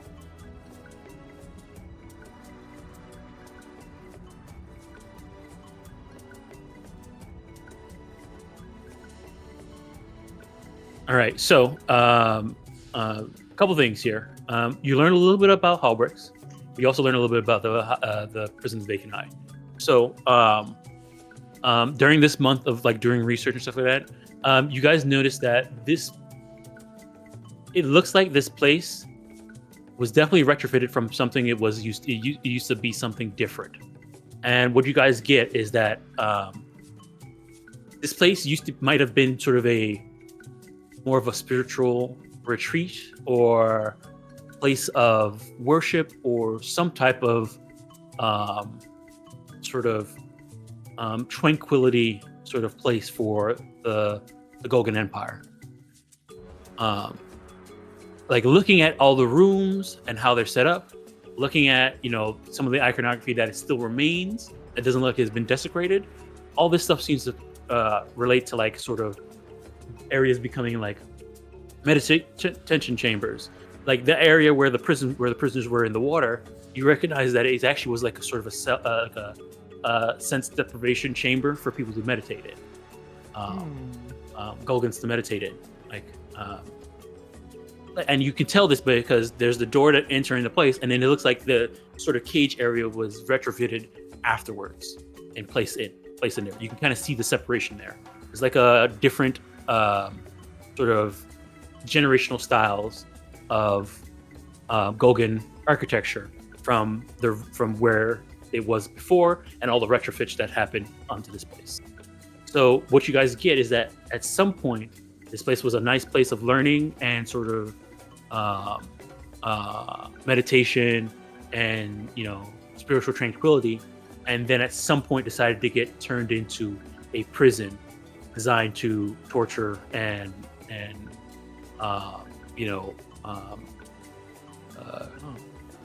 do a lot of like horrible sort of things to people who were staying there.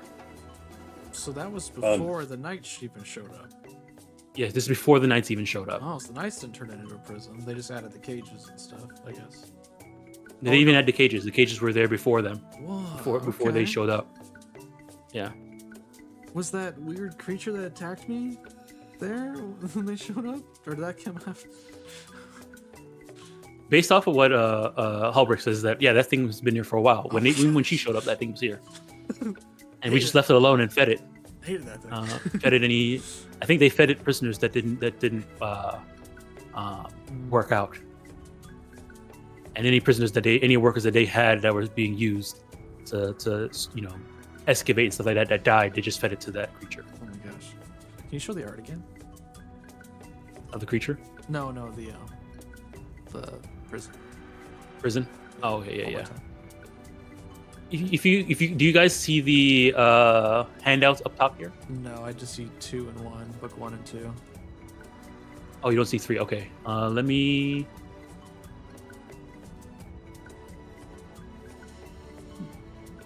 One second.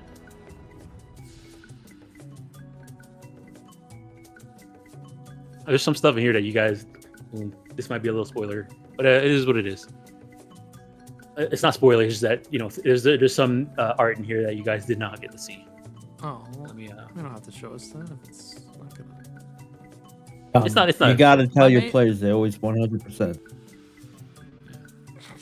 It's not important because it's an encounter. Like, did it always was it always a skull, or did they change that too when they changed it up? Oh no, not that. No, here I'll show this. It's not that. I'm just making the journal visible. There's one encounter that you guys dodged that it doesn't have an art for. Oh. Where is it at? Stop opening. Where is it at? Show players, and then I'll make this thing visible for you guys. Book 3 handouts.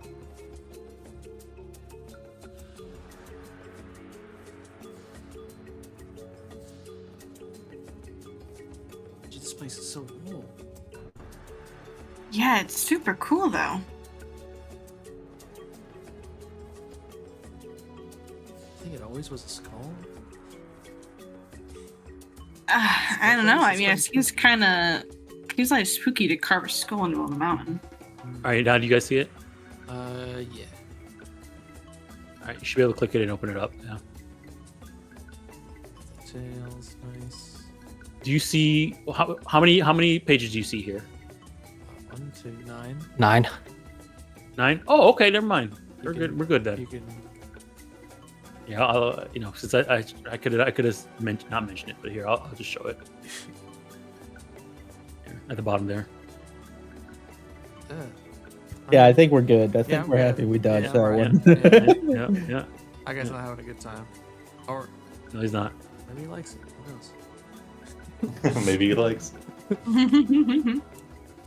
So she's at, but Halberg I'll just- like wants us to like dig down to like uncover new stuff that was here, or is she just like the stuff that's already here trying? So to...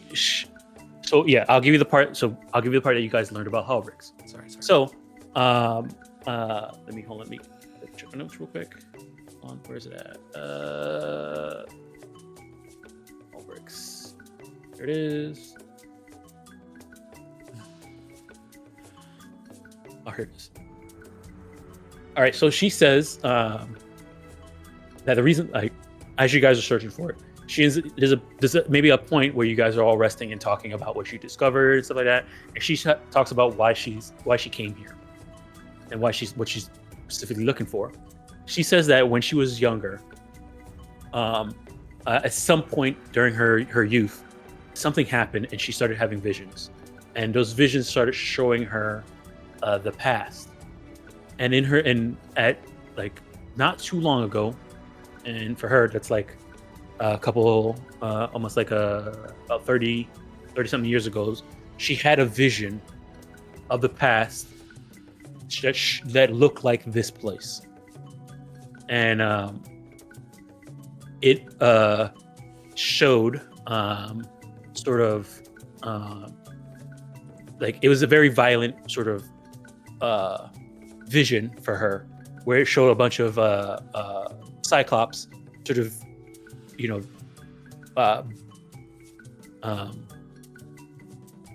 what do you call it, violently killing and fighting and hurting each other, which she was like, why is she having, like, understanding that cyclops normally are very sort of violent themselves. Their society is a pretty violent society, and so she's like, okay, this is not that odd, but why is she having this vision of a place that looks like this about that's happening? And so one of the reasons why she's coming here is she's trying to learn about what's going on here, so she can figure out what her vision means.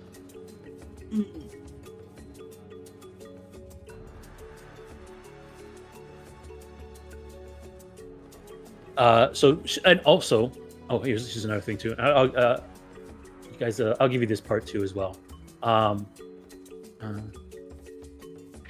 She was a teenager when she had this vision, actually.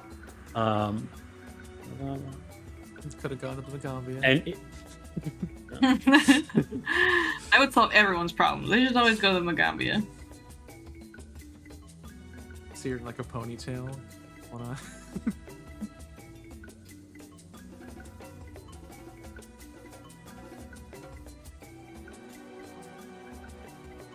So, yeah, she was a teenager when she had this vision, and she's been trying to figure out what's going on there.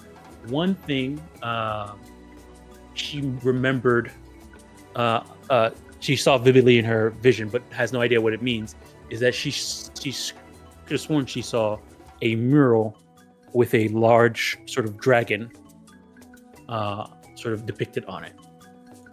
And that dragon was threatening Cyclops. A mural of dragons threatening Cyclopses. And she thinks it's supposed to be it's supposed to be here somewhere. Oh, the mural. Okay. Mm-hmm. I guess we gotta keep digging. That sounds cool. Yep. All right. So that's your next month.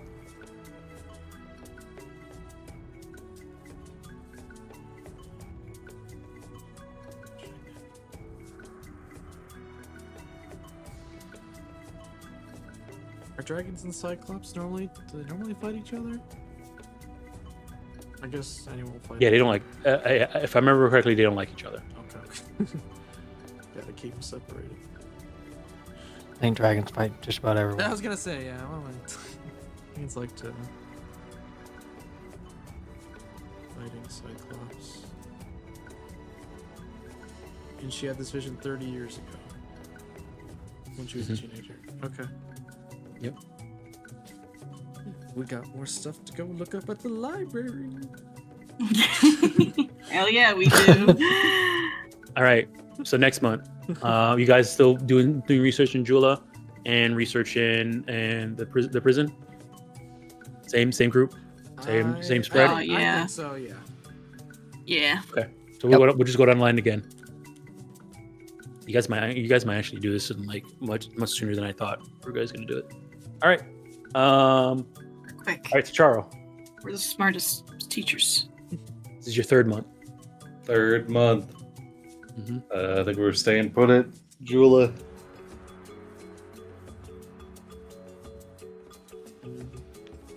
I'm gonna do the secondary branch. I'm at 5 right now.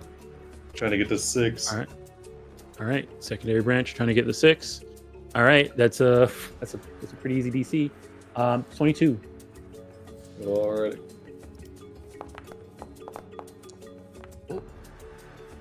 Yeah. All right. Yes. That's success. You're 6 in your secondary. All right. Chalia. Primary. All right.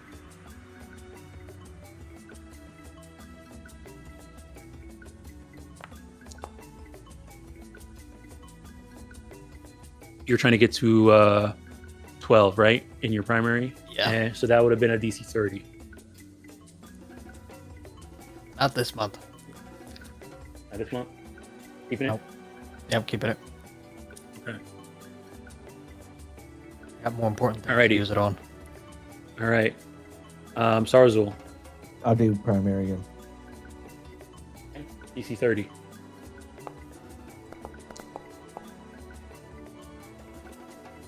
All right, success. So you're now 12.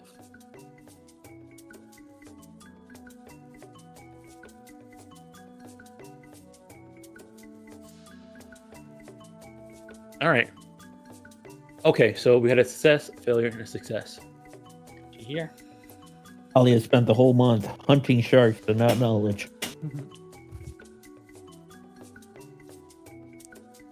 Sully's gonna come into the new pirate ship. We're gonna go do another adventure ship.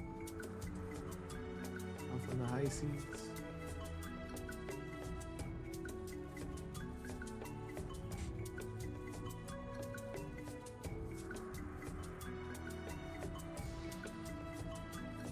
Okay, let's see here. All right. Okay.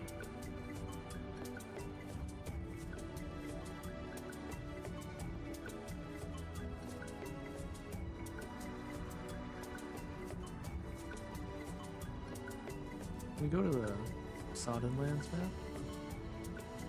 Oh yeah, we can go to something. Oh no, I haven't been there in a while. I think I might yeah, hold on. Let me find it. Oh no, did you archive it already? No, I didn't archive it. I just took it off of my my quick access. Alright. My guy down. Oh. Shy Dusty.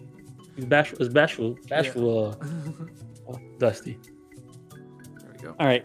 Okay, here it is. All right. So, what you guys learned about Old Town? All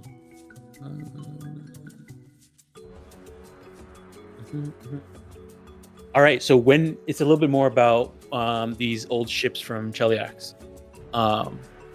You guys spent some little more time sort of studying them and seeing what they're about, and you see that there's probably like about 4 ships from Cheliax that might have tried to invade Jula at some time, and you can tell that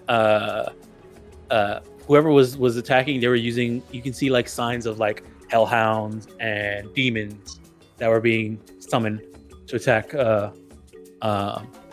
Jula. There's sort of signs and scorch marks and sort of markings and old summoning circles and stuff like that you can kind of see set up around this old town. Like they came through with the ships, they made land at some points, and there was definitely fights that happened at some points. See here.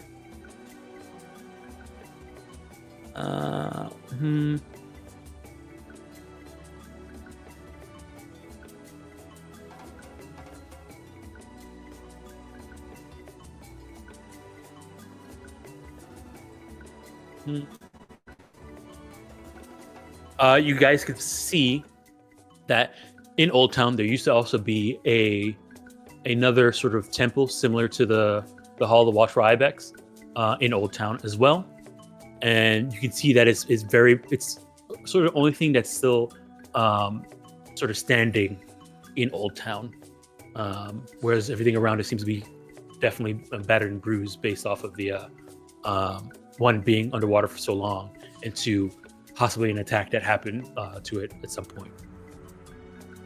Let me see here. On top of the let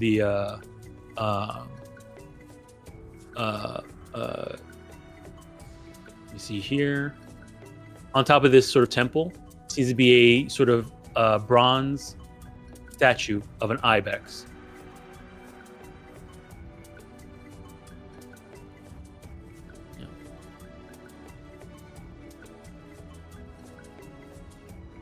Right. See here. Oh. All right. That's what you guys get. Okay. Let's head back to Bonji and Dusty. We're getting into trouble. Yeah. All right, Bonji. We'll start with you. Not anymore, sir. Primary, secondary. I'm gonna do primary. All right, primary. You're trying to read it DC 30. DC 30? You got this. Child's play. Can I have my +1 to it? You can do it after the fact, remember. Oh, you can do it after that? Okay. Oh. That's a critical success. Man, Easy. God dang, Bonji. 12 starred. Listen, it's performance checks. Tempest Sun Mages, we throw it back over here. Mm-hmm. All right, Dusty. It's just keeping everyone entertained. Another critical success. You guys gonna.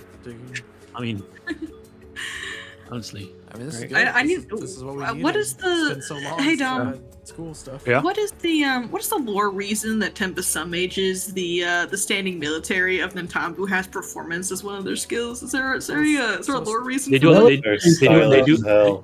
They do a lot of so in Nantambu, they are the ones sort of like how the military does like a lot of like presentations and like honor guard and all that stuff whenever there's like a thing that's happening. The Tempest Sun Mages do that for Nantambu. I see. Okay. I'm just curious. So it's not just intimidation. Yeah. They do other things besides. Well, that's the other one. It's intimidation, performance, hand in hand. All right. I'm done. Sorry. Athletics, intimidation, and performance. I think is them, right? It just says. No, I think it's just intimidation, performance. Yeah. Oh, dang. Yeah. Mm. All right, Dusty. All right. Primary or secondary? Oh, I think. Primary is 12. Your secondary is 3. Yeah. I'll go for the primary. Oh wait. The primary? Success, maybe we get more information. Oh, you got a You success. Oh yeah. Yeah. So we're good. I will go for the primary.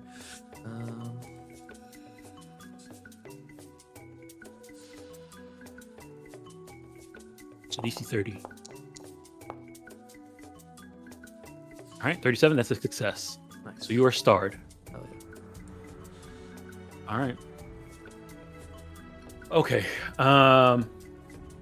Okay. For the prison of Vacant Eye. Here is my other journal. All right. Back matters. Okay. So you don't know when we'll be able to do practical research again. So, all right. So with the knowledge of what you're looking for, and also kind of understanding that this place was sort of retrofitted from whatever it used to be. A couple of things that you do learn, and actually, I mean, because you guys had 2 critical successes already in this research, you pretty much learn most of what you can from this area, and I'll fill you guys in. So the again, the prison used to be some type of research area, retreat and tranquility, sort of meditative area where they worshipped sort of the astrological phenomenon that's around Galarian. One thing that they talked about before, and one thing that you notice now being here, and being here for over a month, over 2 months now, looking through it, is that the eye where it's watching, where the vacant eye is sort of staring at, and you're standing out at the top looking out. My God. Yeah. It seems to be looking, seems to be facing sort of up into the sky at a specific what you call it? See here. It seems so obvious. It seems to be looking up at a specific point in the sky. Looking at it, you're not sure what it is, but you find, as you guys are doing your research and stuff like that, there seems to be some sort of iconography that seems to be repeated a few times, and it seems to be a red comet. Like the little one you found? Yep. Yeah. Oh. Okay. What do you think that?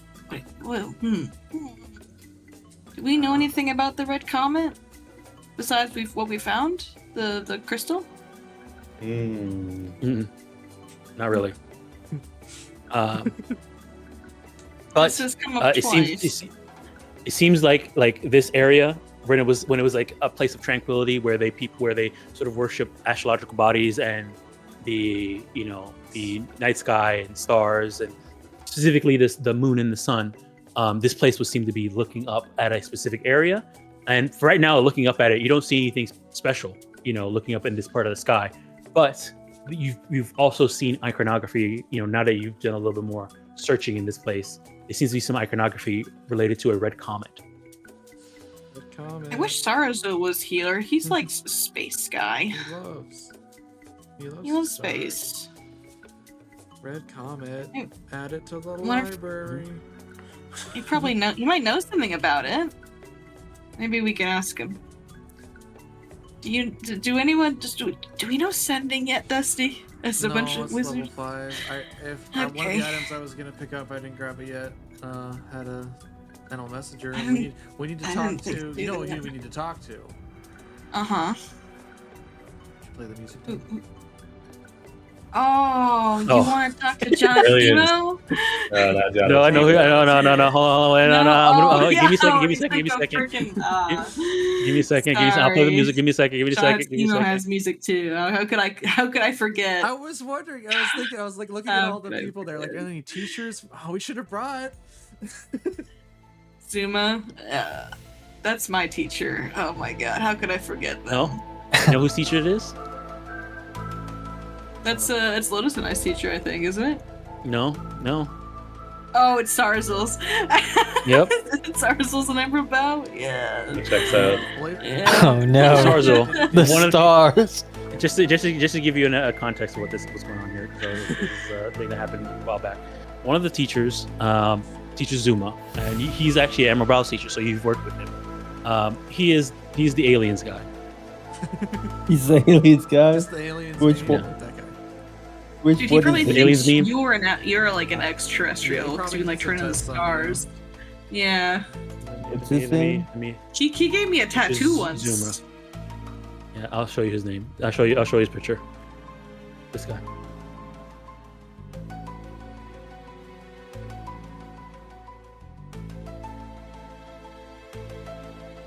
So yeah, he has been saying, Oh, I that didn't see it.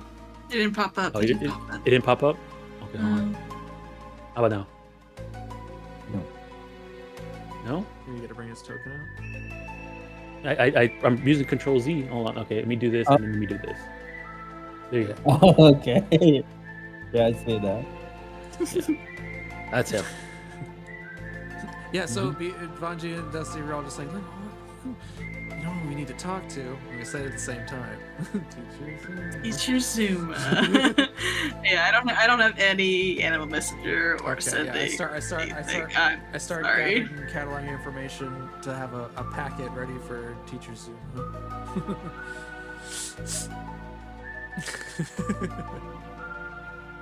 You guys end up I'm guessing you end up telling Saraszul about it? We will, yeah, when we reunite. But when you tell it to him, he tells you that it was a red star that led into Bloodsalt in the first place. What? Maybe this comment is like Play the music. maybe this comment is like a Desna thing. Oh shit. Oh, maybe. You want to give me? Oh, go ahead and give me. But I would like to roll and at see that, what I know about it when they tell me about it. You guys have finished the second month, and that's what you have learned. If you guys want to stay here to continue going, I will say you guys have pretty much exhausted the Vacant Eye. That's what you guys have found, and Halbrix, after doing all that searching, she realized that she does not see any. You guys have pretty much searched this place high and low, and she does not find her mural here. Mural she was looking for is missing. Okay. Well, Halbrix, since we've kind of like scraped this place dry and can't find it, we'd be willing to keep on helping you. Have you ever thought about joining the Magaambya? No. Okay, we could help you though as a school, especially when it comes to research. You'd have your own you could do it by yourself, of course, and only bring people you trust. From my understanding of your school, there are rules and morals. Yeah. I'd rather not be shackled by those. Okay, well... What will you do now, though? Keep searching? Keep searching. Keep searching. Okay. Well, if you ever maybe need it's help... not on this continent. Oh, okay. Well, I wish you luck if we don't see you again. I hope you find what you're looking for. I hope you all find what you're looking for as well. If you ever do need help, you know where to find us. Yeah, if you learn the sending spell, you can reach out to us. I'll keep that in mind. Yeah, you want me to write down my name for you? Just no, in case I know you forget. Mwangi. Oh, yeah. It's like the river. There it is. Right there. It's really hard to forget, honestly.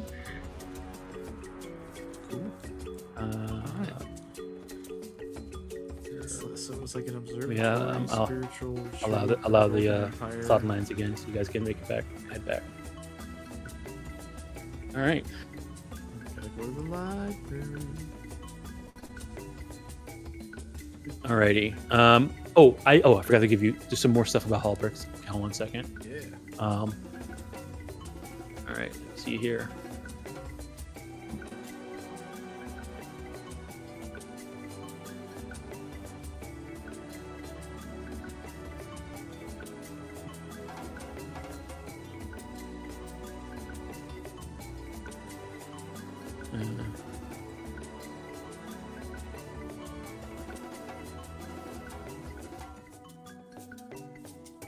So she like at some point, talking about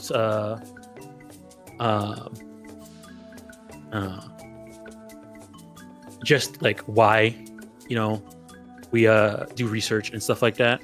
You guys learned that that as she was growing up, something that Halbrix, she was sort of smaller and leaner than all the other Cyclops that she grew up with. She had a pretty big family, Cyclops.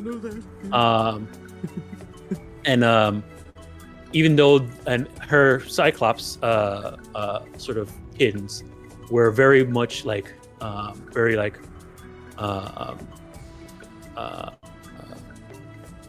aggressive and boisterous, and this is something that all Cyclops have. Is it like there's like an insatiable hunger that they feel all the times, where that's why they try and eat people and eat creatures that they meet, anything that's smaller than them. Very gluttonous. And she was one thing that happened to her while she was growing up. She never really had that gluttonous feeling that all her Cyclops family and society around her had. So what she did, like while they're out gorging themselves, she would go and like hang out in some of the ruins that was around where she was. And inside one of the ruins is when she first had her first vision ever. And this happened, again while she was a teenager. See here. And so what ended up happening is that she would go back to her family, do what you need to do, eat, and then leave them out doing whatever they want, and then go hang out in the ruins. She sort of isolated herself away from all of them. Eventually, once her visions got so bad that it was kind of hard for her to just function, to the point where she needed to figure out a way to deal with this.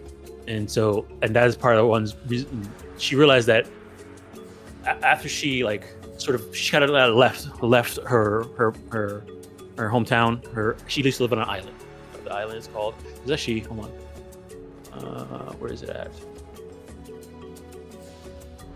It's called like Hell's. It's where is it? It doesn't say it here. So she grew up on an island that a bunch of Cyclops lived on. The island had a bunch of ruins from the Golgan Empire there as well. And so that's what got her interested in that. And she said that whenever she focused on, the history of stuff there, her vision subsided. So for her, she also says that her visions first started supposed to be visions of the future, and then they started becoming visions of the past at some point. Interesting. I really wish she could stay. Yeah, She's like an oracle. Yeah, she's definitely an oracle. Because She is 100% an oracle. Yeah. She was doing that thing in the fight where she was getting overwhelmed. Yeah. We fought her. I remember that. Yeah. She was seeing visions of the futures, but now they're visions of the past. Okay. 30 years ago. And she's not 100% sure if the vision of this area of that mural is a vision of the future or the vision of the past. Okay. Oh, so wait, it might. So it's not here right now. Does that mean it's gonna be here? Anyway, moving on. She doesn't know. Yeah, if you bring that up, there's a point where she explains that she came here to search for it, but it may not be here now, or it may be here in the future. She is not sure. Oh my god. She's gonna keep looking. That's crazy. Okay. Damn. Yep. All right. But yeah, you guys have exhausted the Prison of the Vacant Eye with those double crits that you guys had. Hell yeah. High five. All right. I high-fived my microphone. that's- I don't know if you heard No, it. no, it's okay. Ah, Probably don't yeah, need that. Okay. Alright. The Discord wouldn't All right. allow it. Okay. All right. Freeze frame high five.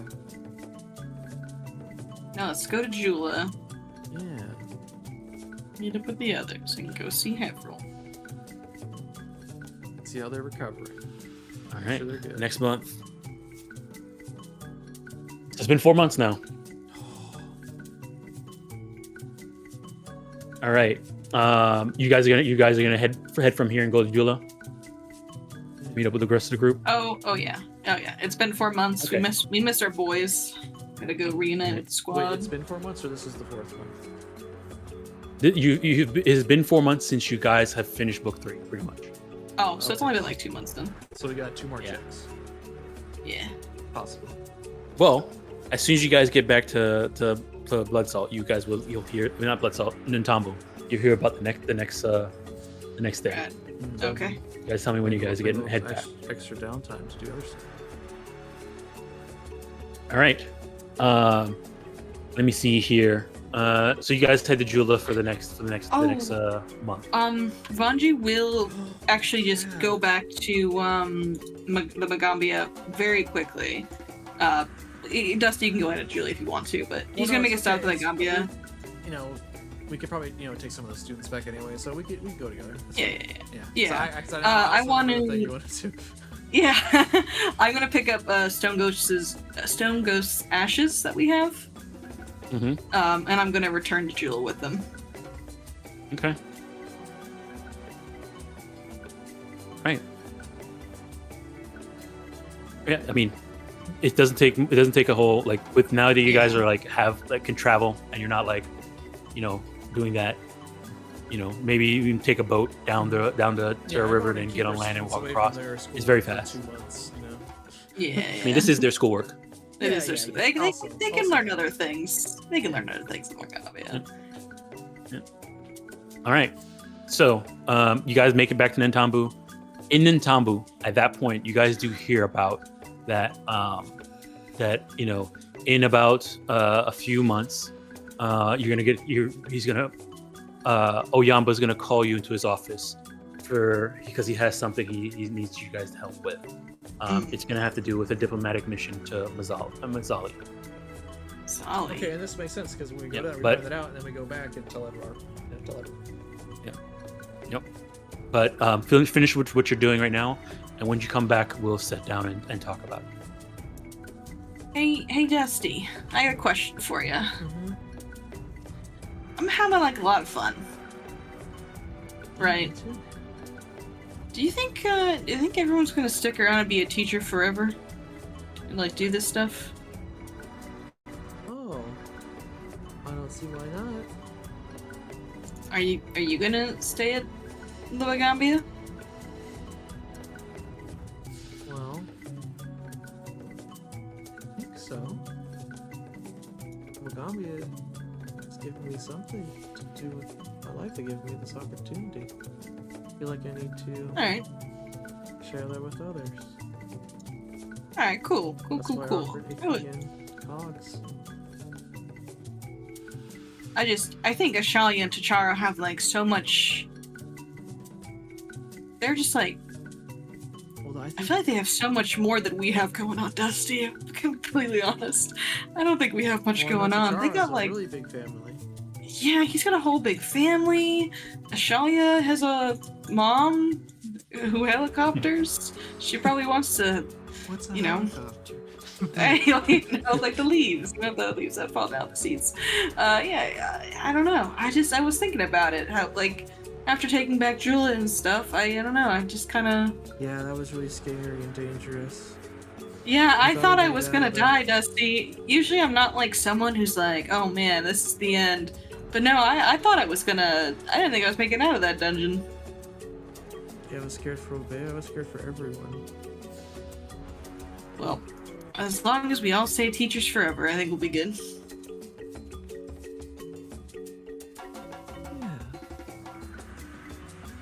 Yeah. He kind of. All right. Dusty kind of trails off now he's actually there considering the pressure for the first time, and what does that mean? He's never thought about his future. But, he's just living in the moment, I guess. Gosh. Mm-hmm. Existential. Teachers forever, Dusty. You can't leave me. Why would you leave? You stay Magaambya forever. All right. So, you guys make it to Jula for this month. All right. So let's go down the list. The Charo. Staying in Jula. You staying in Jula? All right. Yep. What are you doing? Primary, secondary. Either one will be starred.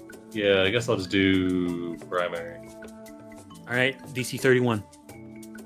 Okie doke.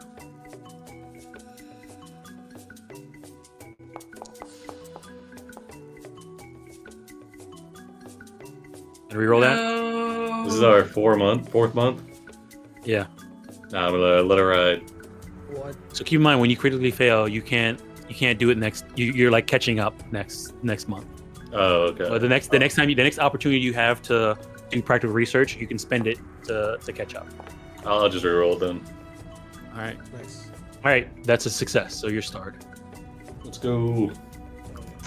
in your primary. All right. Alrighty, Australia. Sin and Jula. Trying to All right. figure out what's going on with the city. All right. Primary. Yes, power. All right.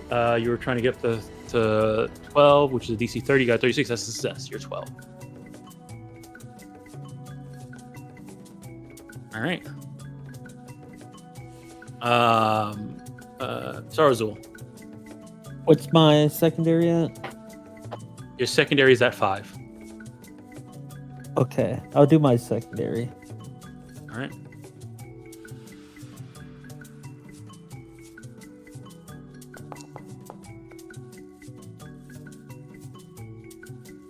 All right, 26. That is a success. So now you're at 6. All right. Let's see here. Vanji. I will spend a majority of the time doing a funeral for Stone Ghost once we get back to Jula. But I will use my diplomacy to train my Emerald Bows. All right. Oh, your secondary Emerald Bows. I forgot about that. Yeah. Teacher Zima is also my teacher. is true. Unfortunately, yeah. I get all the students. You're I get all the students that Teacher Zima scared away. you're already 6, so this will just be starring it. Yep, this will just be starring it. All right, the DC Saraszul's also my is student, you know. 23. Hey. Nice. That's All right, not a that's a crit. It's not a success. crit though. I mean, a crit wouldn't do anything in this case. Well, yeah, it would help my ego. But yeah. Alright, that's it. All right, and then Dusty. Okay, yeah, I will go for secondary. Hold on, I need to remember what it is.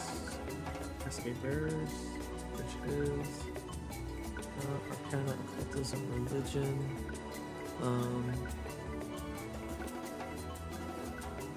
Okay. And I can use Academia, yeah? Yeah, or you use Academia lore. Yeah. It's a catch-all. I will So go for that. right now you're trying to jump up to 4, so this would be a DC 19. 19. Hell yeah. Not steeped in history. I don't have the bonus. It's not until.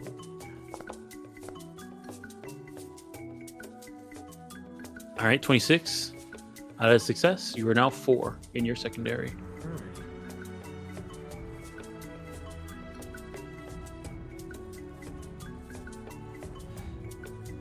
Alright.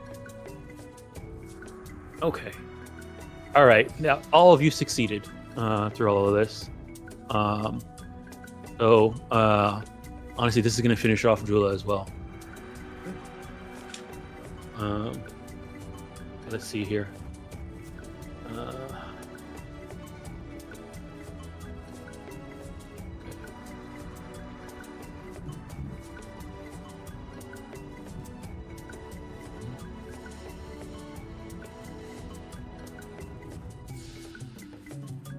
Okay, so all right, so Jula, primary trade town before the Eye opened up and sort of messed up a lot of the what you call it pretty much destroyed the economy in Jula because nobody was able to trade anymore because they were the seas were too messed up. But what you guys have realized is that a lot of it got messed up before the Eye opened up.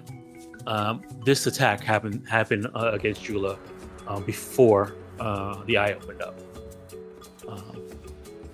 This attack from Cheliax, and his attack from Cheliax did a lot of damage to Julia, and possibly the Eye opened up looking at the timing and looking when the what you guys know from when the eye actually opened up, you're thinking that the eye opened up during this attack. Oh, right during it? Wow. Mm-hmm. Oh, so that's the only reason they lost, probably. And so, based on what you can tell, there was a decent amount of fighting against this attack. You can see what you guys have found was also down here. You found a corpse skeleton of a very huge ibex. Oh. Yep. Looking at the horns on the ibex, they seem to be bronze. Okay. So like you see like a skeleton of an ibex, but the horns on the ibex are bronze. And you found it down here, With a bronze and it was a temple to it. Okay. Yep. It's the bronze ibex, Looking at it, this seems like ibex is not supposed to be this tall, this big, but this seems to be like a very large ibex. And you can kind of see like looking at the even though the bones are pretty much weared and weathered and like dissolved, you can kind of see markings of this thing was killed, possibly most likely during that attack. And so you looking around now and like doing the final searches around, you see that a lot of people, and you can now you don't see the bodies anymore because a lot of them has like sort of been weathered and dissolved by being underwater, rushing water for so long. But you notice that a lot of people actually got washed out when the eye opened up and all the water rushed into Old Town, and so it was a pretty devastating situation. But it also, in another way, ruined this attack from Cheliax.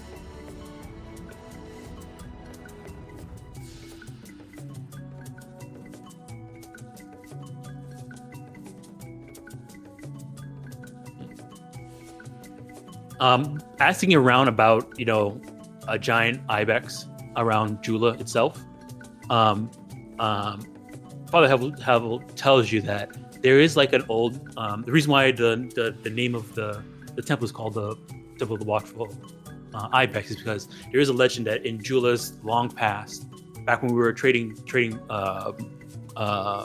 town, apparently there was like a legend of a legendary ibex that watched over Jula. No one has really ever seen it, and there's no records of eyewitness, but it was always the stories that they were watched over by a large ibex with bronze horns.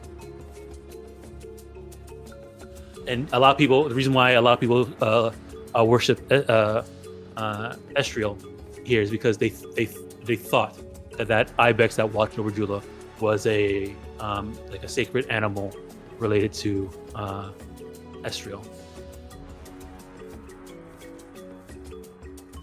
Okay.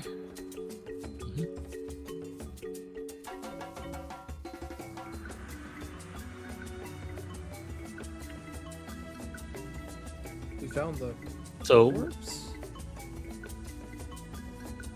Yeah. You found sort of a corpse of it. Yes. I feel like that would probably be pretty important to bring back to these people. Yeah. Yeah, I was like, this is kind of a sacred thing. They could add it to their temple here now. You could. Yeah, we'll let Father Haverl know that we found this and offer to move it if you'd like. I mean, they'll definitely appreciate that. Yeah, definitely. Yeah. Okay, so you guys, work together to get it, lifted out of Old Town where you found it, and sort of bring it up. And some people were very weirded out because this has always been a legend, and they, even though they've never seen it, they didn't know that it was dead. So it's a bit of a a shock when people hear about it, because they've always heard legends and they didn't know it was real. But at least now that they see it, they know that this creature existed and that it probably was helping and protecting Jula during its time. And so there's like a moment where like a lot of people in Jula are very like saddened, but also very proud of to see here, and I'm very thankful for you guys, all you've done already for Jula, and then you've done this as well. They appreciate the Magaambya so much now. Alright, so the people don't like the Magaambya. Maybe we can offset the people that hate the Magaambya.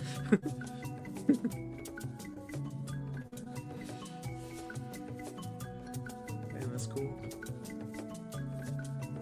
They mentioned that Father Havel and Captain of the Guard and Briar Sunset, they both mentioned to you that if there's any way Jula can ever repay you all or the Magaambya, please let us know.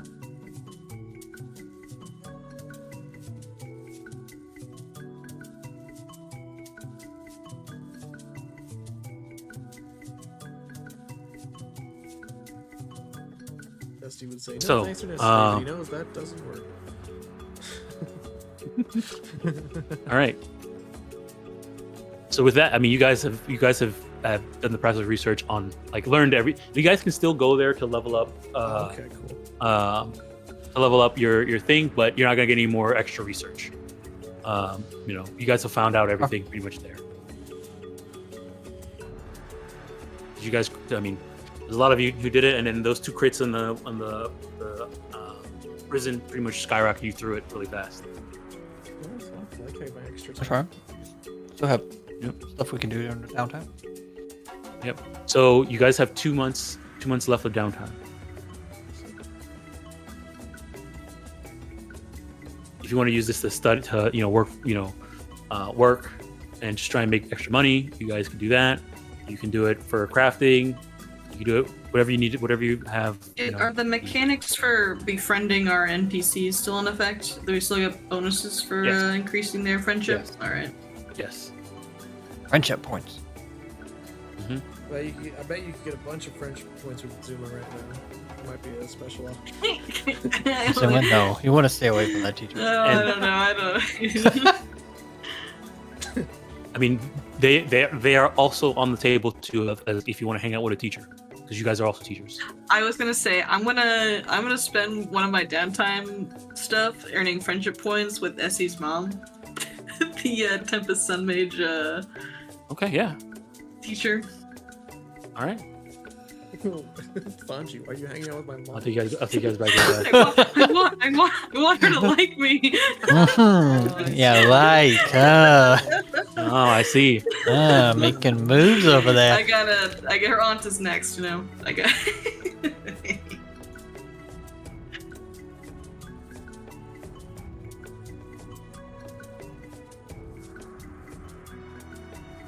To have a nut, yep, as she is. I'm afraid of her. You should be. I only did well in her class because Essie was there. That's right.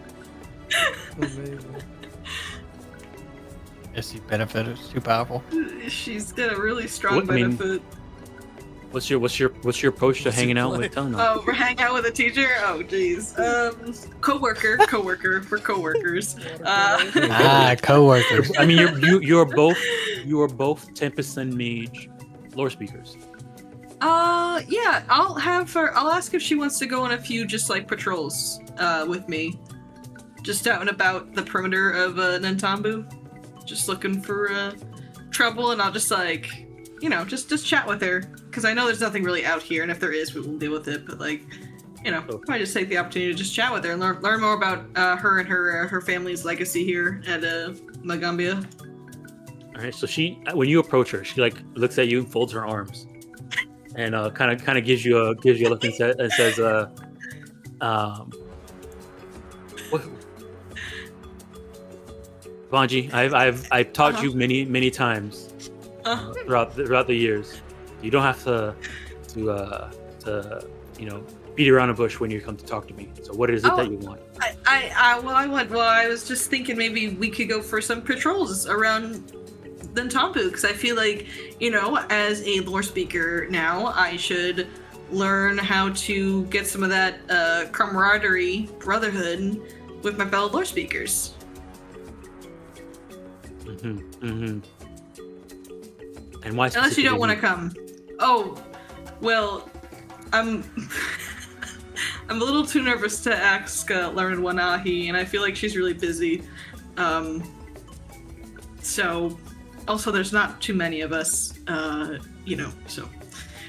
Not that you're like my last choice, obviously, just more of a, are you available for that kind of stuff? All right, go ahead and give me the diplomacy check.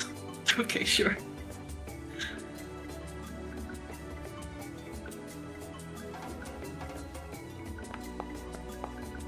Oh, I could use my branch influence on her. You could. I didn't add you that. Can. It's 35 then. Right. All right. She looks at you and says, you have been a lore speaker for some time now, and I feel like we haven't spent enough time discussing as lore speakers. I'm no longer your teacher, Vanji, so yeah. I guess this also, makes... I think it's important for me to learn a bit about your family, since they seem so important to Tempest Sun Mages as a whole. I understand. Okay. And let's do this patrol. Alrighty. I can't fly. I know all the other Tempest Sun Mages can fly, but I can't fly, so Well, do you have the money to buy a fly scroll? No. I spent all my money. No. How much is it? I have 17 gold. Here, you can borrow my wand of fly. Okay. Noodle can fly, but that's not really helpful. You can't just ride Noodle while he flies? No, I can't make him large size and fly at the same time. Damn. Would be cool. Can you make yourself small size and then fly? No, I can't. I don't have. Well, actually, you can make him. You just need to keep hitting him with your stick until it, sticks. my rod of wonder. Yeah. I guess so. I guess so. It's only, I think it's because you're not a halfling. It's once per day. Yeah.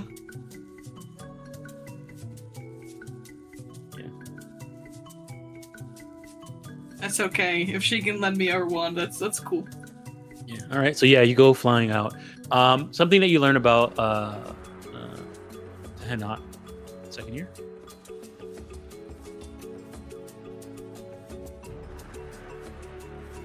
She kind of confides in you, saying that because she noticed that she says, Vanji, something I want to ask you about.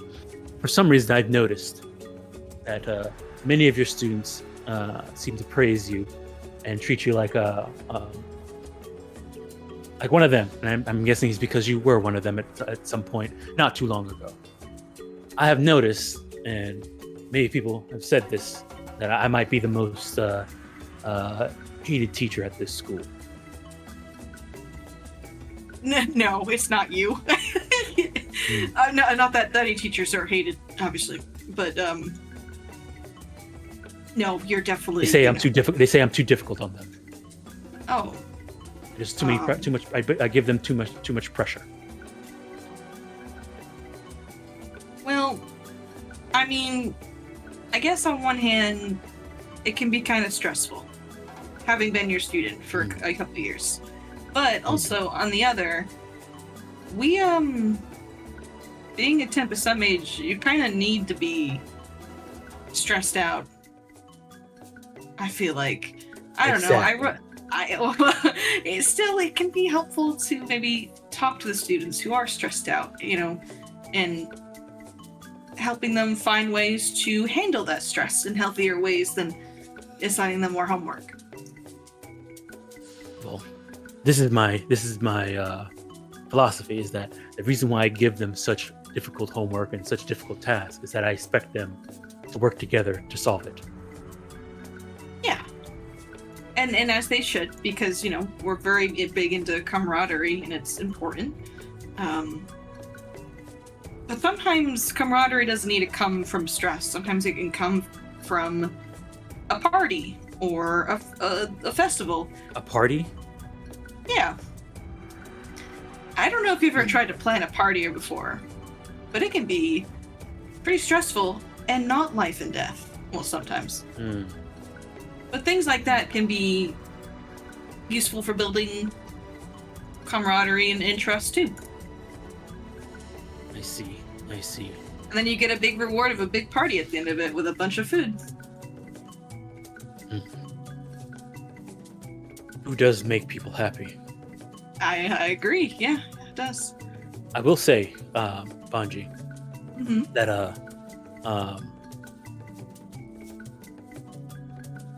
I do appreciate you being good friends with Essie.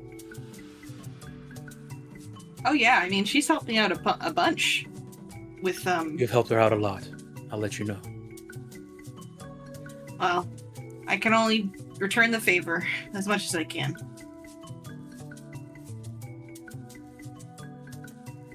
You must be proud that she's a lore speaker now. I am. She leaves it at that. Have you talked to Ahi about maybe in the future her being the learned one of the Tempest Mages, just out of curiosity? That's up to her, and for her to figure out and try and do herself. Okay, just curious. If one was gonna try to become the learned one of the Tempest Mages, how would one necessarily go about that? As you know, just for research purposes. Well, the learned one would have to step down, and the Tempest Sun Mages will vote for their next learned one. Okay. Just curious. He looks at you and gives you this look. Hold on, 1 second.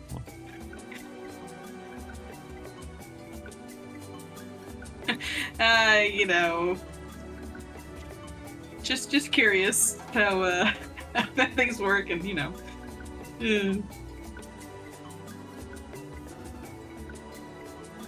see. Roger sweats. Let's continue. Let's continue on this patrol. Yeah. All right. So yeah. I will say, you are already in good graces with Telenok from the beginning because of 1 being a Tempest Sun Mage lore speaker, 2 being close to Essie, and becoming friends with Essie too. So those things already propelled you in her eyes already, and then now this. So pretty good there.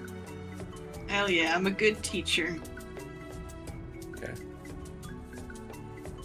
And I would say that's a highlight of, you know, during the downtime this is like a sort of over the course of the the time you kind of, like, you know, every once in a while went on a patrol or hanged out or did stuff together about that, you know, maybe study plans or shared lessons and stuff like that. Okay. All right. So that's Vanchi. What is everybody else doing?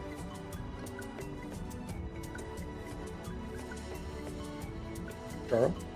Yeah, I'm back. This is month 5. Yeah. I've got my... Let's see, what do I got? So I got main star, then I got the other one at 6. Let me check the... how much are we making if we earn income now? What level can we earn income at? In Nintambu, you guys can learn income up to level... At this point, you guys can earn income up to level 13. If it has to do with something, one of the magic traditions skills can go up to 13. Any other skill is your level 12. Okay. So the magic traditions is like arcane, occultism, Yep. religion. Okay. Yep. All right. I think I'm gonna try and earn income for crafting at level 12 then. All right. So it'll be a month of. It'll be this month. Let me just check it real quick. How many days is this month? Are they all like 28 or something? This calendar? No, they're not. No, they're not. Oh, This one is. It's a 31. It's a 31-day month. huge. All right, 31 days.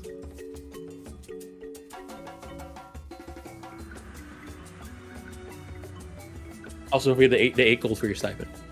Oh, nice. That's big. All right. Can I find something at level 12 related to alchemy? Yeah. Nice. Let's go. All right. 310 gold. Mm-hmm.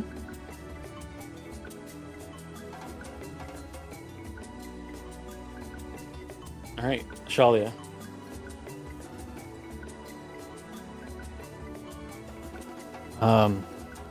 Charlie is going to spend the month in Jula, getting to know the locals. All right. Well, one local. All right. You know him. Yeah, try to get to know maybe Mio, and she hasn't met too many other aquatic races, I guess you could say. Yep. So just, seeing if they have overlapping interests. All right. So, yeah, you go ahead. Since you're in Jula, you hang out, and during your entire time while there, I would say, as you're doing your practical research, you probably have interacted with Moyo and a couple of the fishermen and everybody else that is around there in Jula, because Moyo being what is it? A Udine, a human Udine. He's very, very comfortable in water. Feels at home. He has a swim speed. He can breathe underwater and everything. And so he does every once in a while. While you guys are doing your thing, he'll come down and help you out with heading down and lifting stuff up. Like when you guys had to bring out the ibex body, he went down there with you guys to get it. Oh, okay. Like yeah. And so some things that you throughout that time, some things that you learned about him. His parents were normal humans, and he was born like this. So they're not sure like exactly what happened and maybe what his parents did or anything like that, but he was born like this. His father was like was a fisherman. Was a trader that eventually turned fisherman, and his mother was actually from Ntambu and was a glassblower that lived in Jula. When he was actually a baby when Ajibal and the Knights sort of raided Jula and took it over.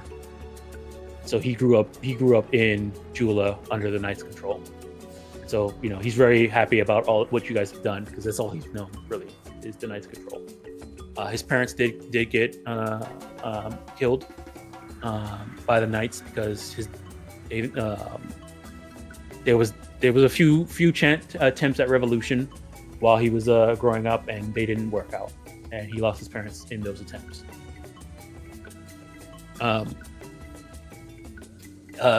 At some point, he wanted to be a sailor, and has done a lot of work in Jula to deal with some of the trade that sort of comes in, the sparse trade that comes in on the river. He has done work like that. What else is here? Let's see here. Okay.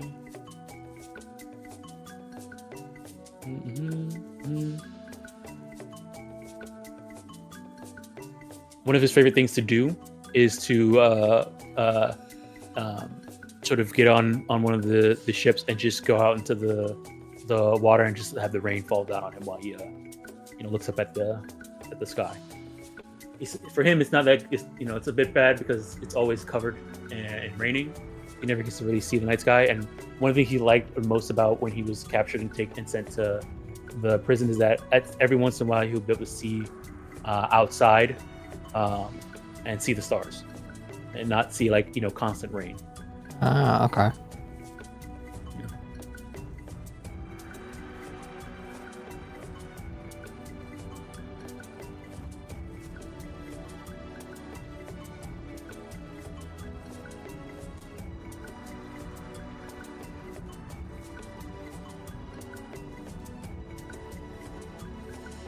So yeah, that's what you learn about him during the sort of time he was in Jula, and talking, sitting down, having eating when you guys are finishing your research, hanging out, and stuff like that. He does end up asking all of you what's it like in Ntambu, since that's where his mom is supposed to be from. Okay, yeah. I guess we describe the city as we know it. Mm-hmm. He turns towards you, Charlie, and asks you how's the canals? Are they clean? Is it nice to swim in them? They're relatively clean.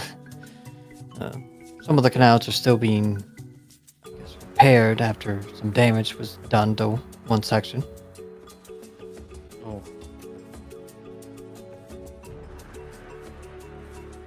They're heavily used, though. Okay, that's good. I remember hearing somebody say when your students say that they do boat races and stuff like that in Ntambu. Oh man. Yeah, once a year, I think. Oh, that'd be awesome to get on a boat race. I always wanted to be a sailor,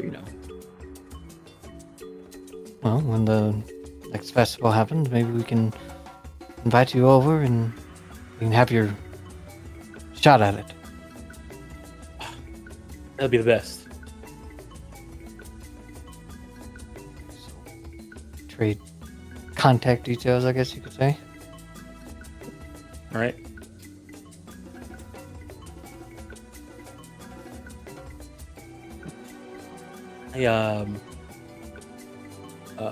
See here. So yeah, he says, Australia, I guess the next time I can, if you're in Ntambu and I'm there, I'll come find you. Maybe you could show me where the best canal is. Yeah, we can rent a boat. That'll be nice. A little practice race. Oh, okay.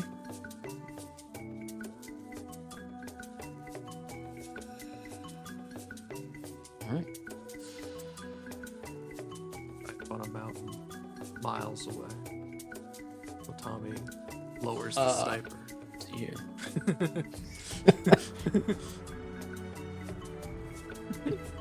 Alrighty. Okay. Alright, so your downtime is sort of hanging out with Moyo over the course of being in Jula and getting closer with the locals and stuff like that. The people are ecstatic to have you there, Shalia. Anybody from the party that's there, they're ecstatic to have you there. Yeah. So it's come up to you. Gotta Some keep people distance, from her mother. She's been going a little crazy on Charo talk.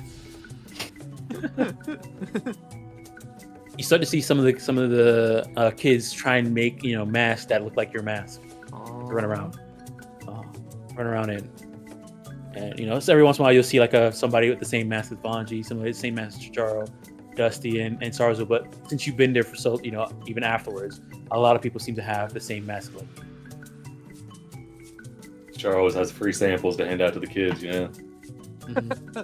Try this and tell me how you feel in 10 minutes. They better be Sure. kid safe.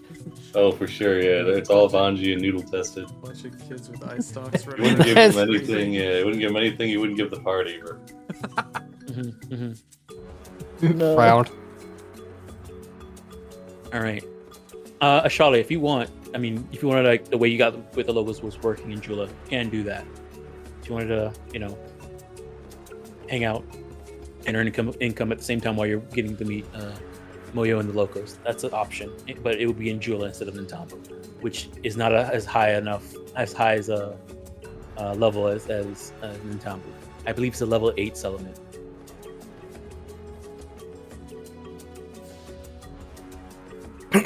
Yeah, that's fine. I mean, getting to know the locals was the main part. Income should be a little bonus. It would be 31, and you can do. I guess what skill you're looking at. How about sailing? They have boats. If you want to do if you have sailing and you want to use that works. Yeah. If you want to use like athletics or acrobatics to help with sailing, those also count as well. You use those as well. All right, 93 gold. All right, Saraszul. I'm cramming the books. I'm going to class. All right. Back to school. I got my pencil case. Little stars and glitter on. Yep. Binder with the zipper. Oh shit. All right. So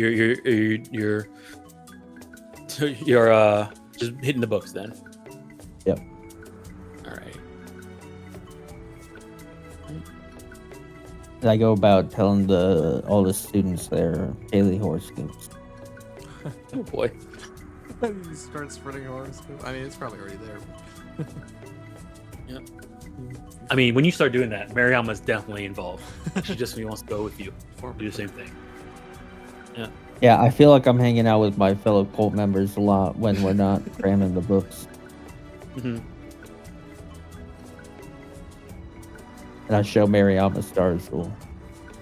Okay. Oh, okay. Wow. All right.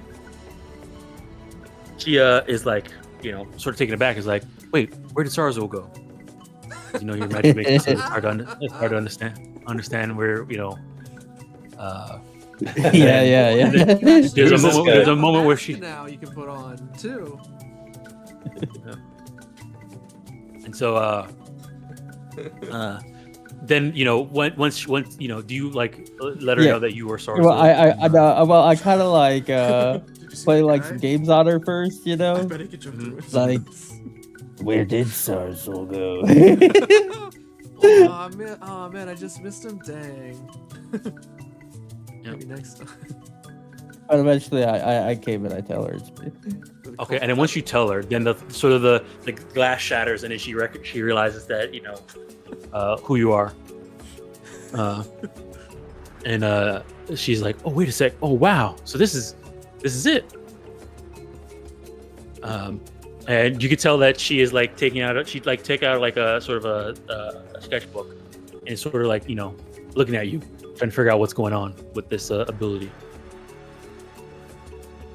But you must promise you don't show your sketches to anybody. Understood. It's just for me, myself, and I. Oh, and then maybe Kedu might see some of it, so it's okay. And you see that on her shoulder is her familiar.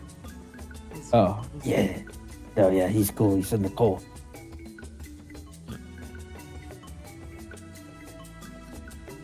Is she familiar? the great Monitor familiar. lizard. Yep. All right. All right, Dusty. As I get to Oh, know go ahead. teachers, Duma, Oh yeah. I'll kind of like there'll be like the the like gorilla video, Mm-hmm. where it's like I do that to play tricks on him too. Oh no! So you're like you're Saraszul-ing to like Yeah, mess I'm with Saraszul Yuzuma. through a crowd when I know. When Holy I know moly! he's Okay. looking at it. All right. So during this month, Something you bad's guys gonna hear happen to that Zuma keeps talking about there's somebody who's infiltrated the Magaambya again. It may be one of those snake people that happened before. Oh shit. But they're I've seen glimpses of them. They seem to sparkle. And he seems to be going through his every once in a while he like has like when people come in, he has like a sort of what's the thing, the Everlight crystal? The thing that always produces light. Yeah, the black light. Yeah, yeah. The Everlight crystal is like a blue torch, but not. And he seems to be like lighting it over people to see if they sparkle as they come in. All right. Metal detector. Yeah. All right, Dusty. Yeah, Dusty is down for some normalcy after their great adventures they've had recently. Before they go on this, what is surely going to be an exciting journey. Yeah, Dusty's trying to find time to hang out with everyone this month. We've got a couple things that over our latest adventures. We found some pirate poetry books. We got a pirate themed novel. Give that to Abram. Found Okoro, sorry. And then in some dice, we found some of that. I saved a bottle. I don't mean it. Dusty doesn't really drink, but he saved a bottle of that. It was a treasure item. It was exceptional wine or something. Yeah. Back to Chisare, just getting back to hanging out with people back in Tommen before next thing, and then especially with Ankaroot, finding out how she's been,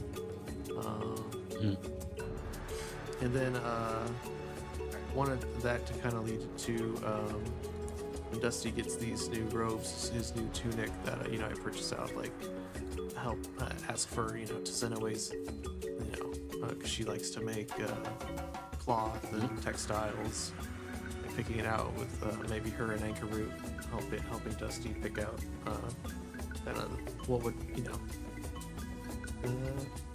matches his style already, like some robes, and then getting them enchanted or however wherever I end up getting it. Maybe with that, I know that there was who's the magical carver? There was that halfling. They often ask her to make masks for the school, or I forget what her name was. Oh, I know what you're talking about. Yeah. Hold on, I'll get you right now. Yeah.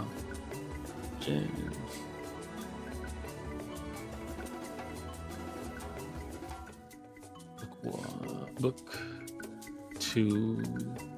Damn. On where's her? That's with a G.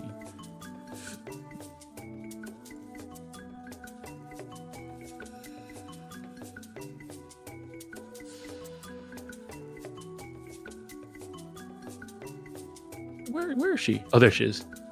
This lady.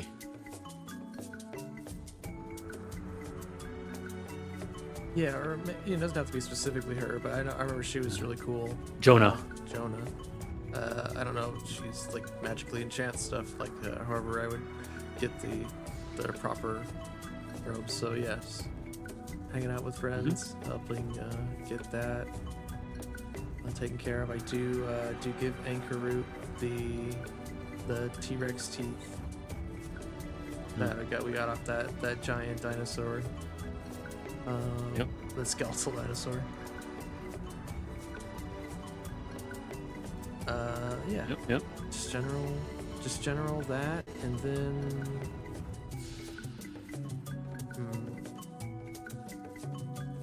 so yeah. I don't know. I guess I have to pick one to roll or to get better friendships with. So what I did since Vanji took most of the most of their downtime with Telenot, it was a lot of increase over the course of that month. So if you want to split it up between a few of them, you can. Yeah, that's what I'd like to do. Just to hang out and just have some normalcy for a bit. Yeah. And then, you know, I bring that packet of the notes that I found about what we found out about the Vacant Eye to teach Rasuma, of course. I ain't scared. Mm-hmm. Okay.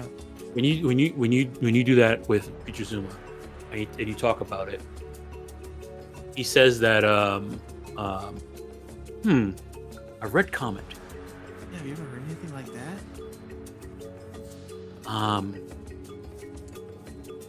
Oh, I show him. I have the piece of comment still. Yeah. He says no, not necessarily, but there's something I'll get back to you, Dusty, because this might be something on to. Yeah, and he says as he walks away, he says, maybe they are. Yeah, I figured it would be like, hey, look at all this stuff. Here's a research packet for you, and I'll see you later. Eventually, when he finds something, he'll come and talk to us.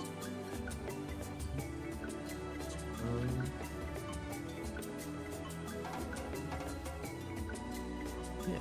But yes, he definitely thinks there's something there, but he needs some time to look into it. Of course, yeah.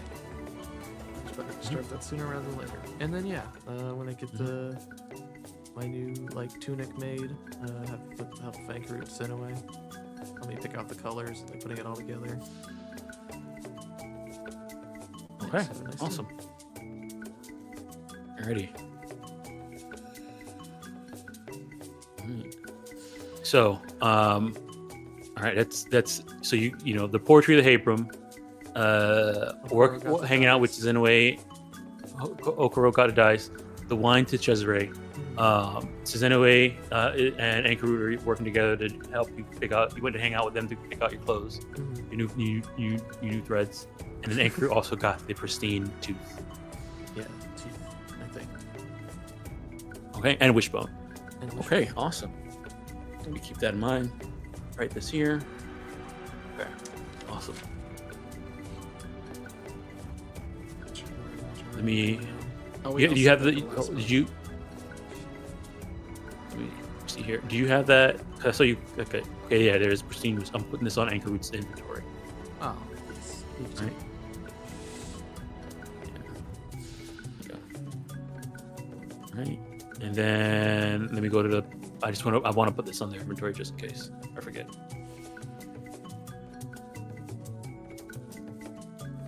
All right. Things. Party stash.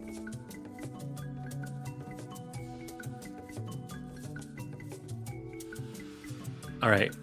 That's on Okoro. And then the poetry for Habram.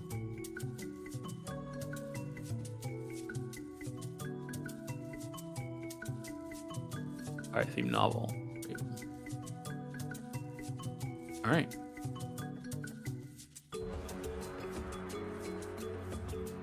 Okay, awesome. Let's see here.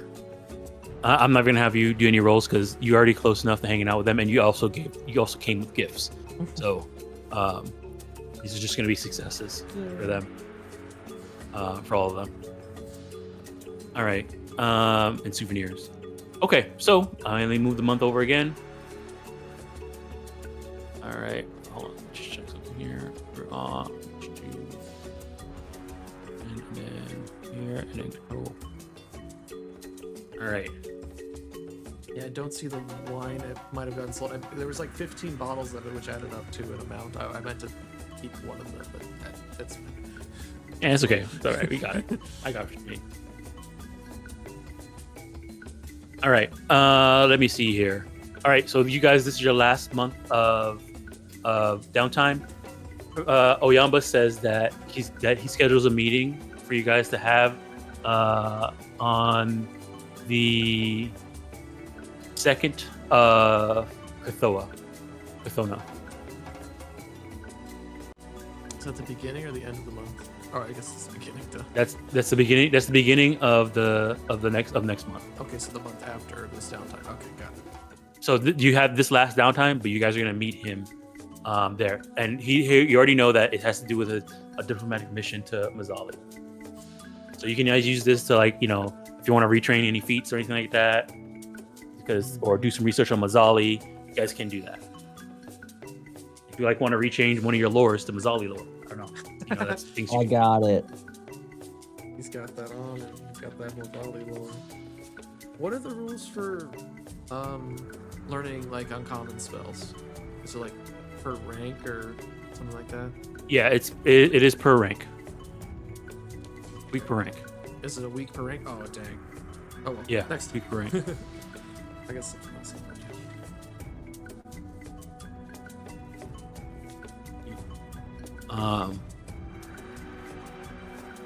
Right. All right. So let's go down the line to Charles. Working again, or are you doing any retraining or anything like that?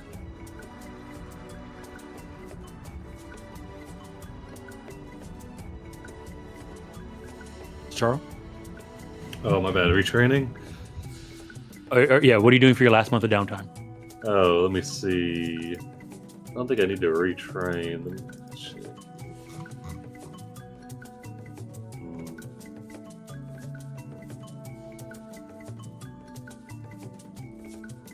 Oh, did we already go over the new level up things we get for the new? Oh no, we haven't done that yet. Okay, because I think there might be something in there that makes me want to retrain a lower level feat. Once I finish you guys' last downtime, that's when I was gonna go through it. We're gonna go clean that up and then move over to the next part. Okay. Double check. Because you guys can still go and do project research in those places still to finish your level. If there's a level you want to still upgrade to. Yeah, I think I'm at the point where I don't want to level anymore, so I might just I'm either just gonna earn income or I'm gonna retrain. Because if one of these higher level things gives us a feat, I'm gonna train out of. If I already have that feat, I'm gonna train out of it. Well, yeah. That's what, so if in those cases when you gain something that gives you a feat that you already had that feat in another thing, you get to retrain it the instant you get it. Oh, okay. Nice. Yeah. So if you one of your things was like, hey, you get this general feat now, but you already have that general feat, you get to retrain the original general feat that you got it from at that moment, but it still has to be within that level of when you got it. Yeah, for sure. Okay. Let me double check the build. Come back to me. All right, Shalia. I'm gonna come back to Magaambya and gonna retrain one of my bard feats for a week. And then I'm going to chat with Firepot about maybe spicing up that explosive dagger. Oh, improving. How could you improve Yeah, perfection though? Give it a little extra zest. Little spice. We run into some stuff that just seems to move out of the way. The explosion needs to happen quicker, Firepot. You've been at the Magaambya. And I for a trust while you now. over to Charo to make things explode. What? Charles walks in the room. I'm trying to boost his morale so he can do this. Oh, I get you. I mean, I'm not there, so. All right. What are you asking? So you're trying to have him? I guess at the end of the day, what are you trying to have him do? Essentially increase the DC on that reflex save that the formation dagger has. Okay. Let me check something real quick. I can help invest in this project. I have some cash.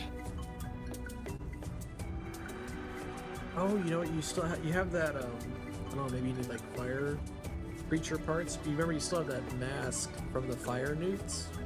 That Bloodsalt, I think. Well, that makes you so you can breathe the gas. Yeah. I don't know. Just an idea. Oh, the red ribbed mask? That one? Yeah. You mean? I don't know. I think they were fire creatures or something. Maybe do you need to go on a little quest. Go get a fire elemental heart or something. Maybe, yeah. All right, there's that. Okay, and then let me check something real quick.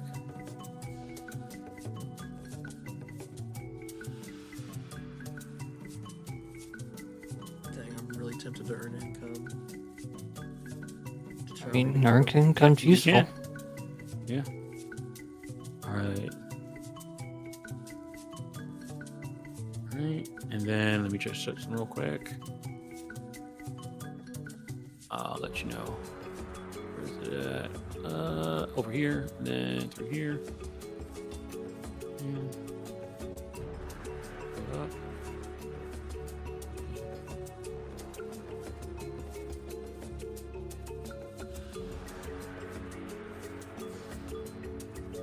Oh, I was gonna maybe throw out a suggestion as a group that maybe we might like to invest in an item like a wand of translate or something like that.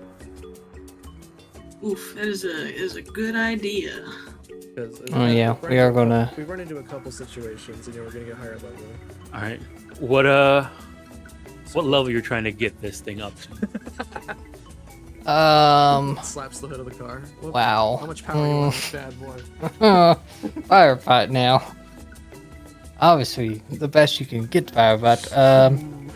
Realistically, what's I don't know.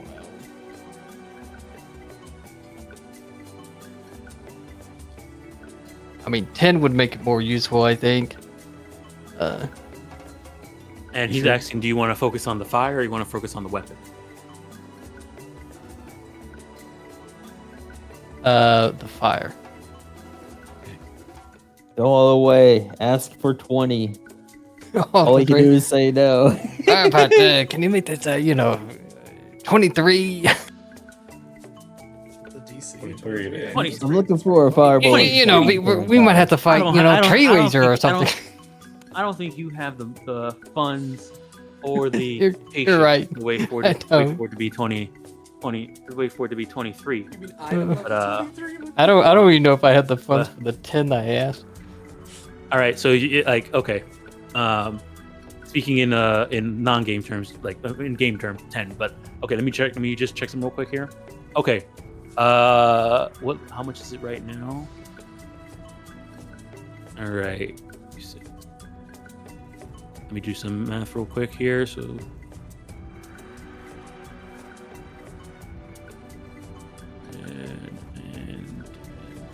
Okay. It'll cost him 590 gold, and he can get it so that the fireball that it detonates will be of a higher rank with a higher DC, and that pushes the fulmination dagger from level 7 to level 10. Too bad Banji doesn't have any money because he would give it to me. I mean, I do have some money. I'd give it to you. Like 17 gold. There you go. I know.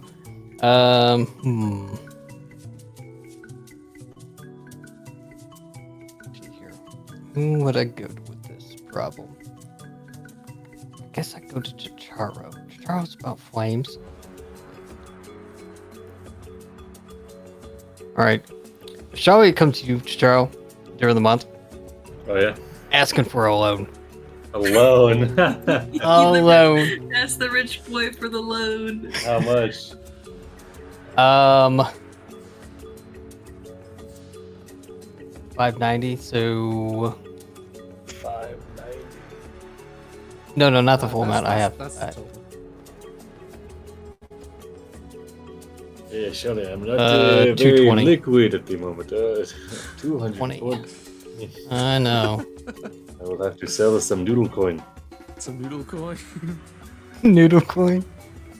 God dang. I'm not at the top. Shall I'm going to lose so much money on this. Alright, he'll give you the 220. No, not the needle coin. Oh no.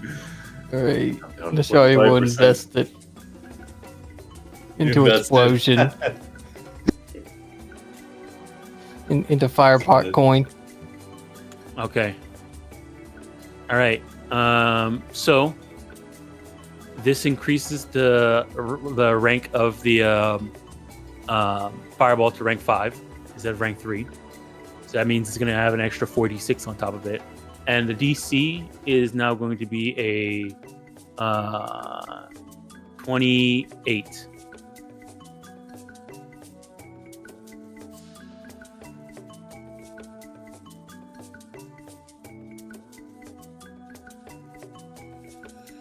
Okay. Okay. But it's gonna take him the entire month to do that.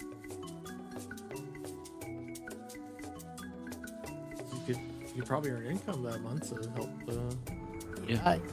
That's Take one on fine. income, you can. Oh, I thought that maybe this was the month. You know No, what I mean? you haven't. Since you're having Firepod do it, no. Oh, okay. Well, I'll earn income so I can pay back the loan maybe from Tacharo. Probably not. All right. Not in 1 month. All right. Go How ahead and many earn days are income. in this month? If you're working in Nintambu, you can work up to your level 12, which is 12, on any skill. But if you want to go a little above and beyond to level 13, it has to be one of the magic skills.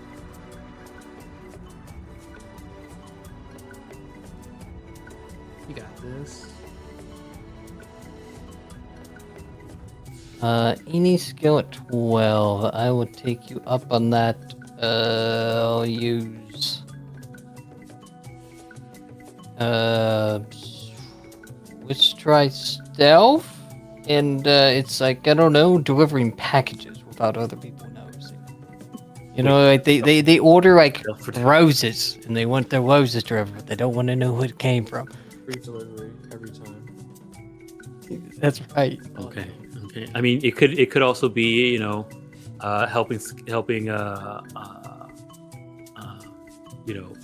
people out that are out in the, guiding people that are out in the wilderness without them knowing.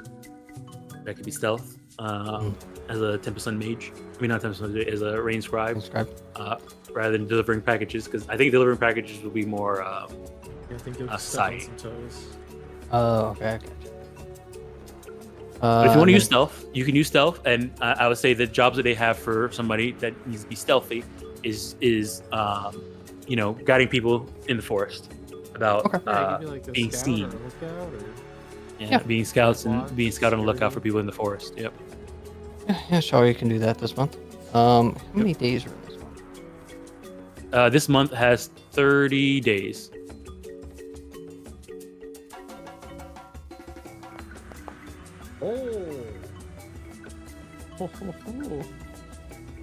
I can pay Chitaro back. Chitaro, I'll pay you back your 220.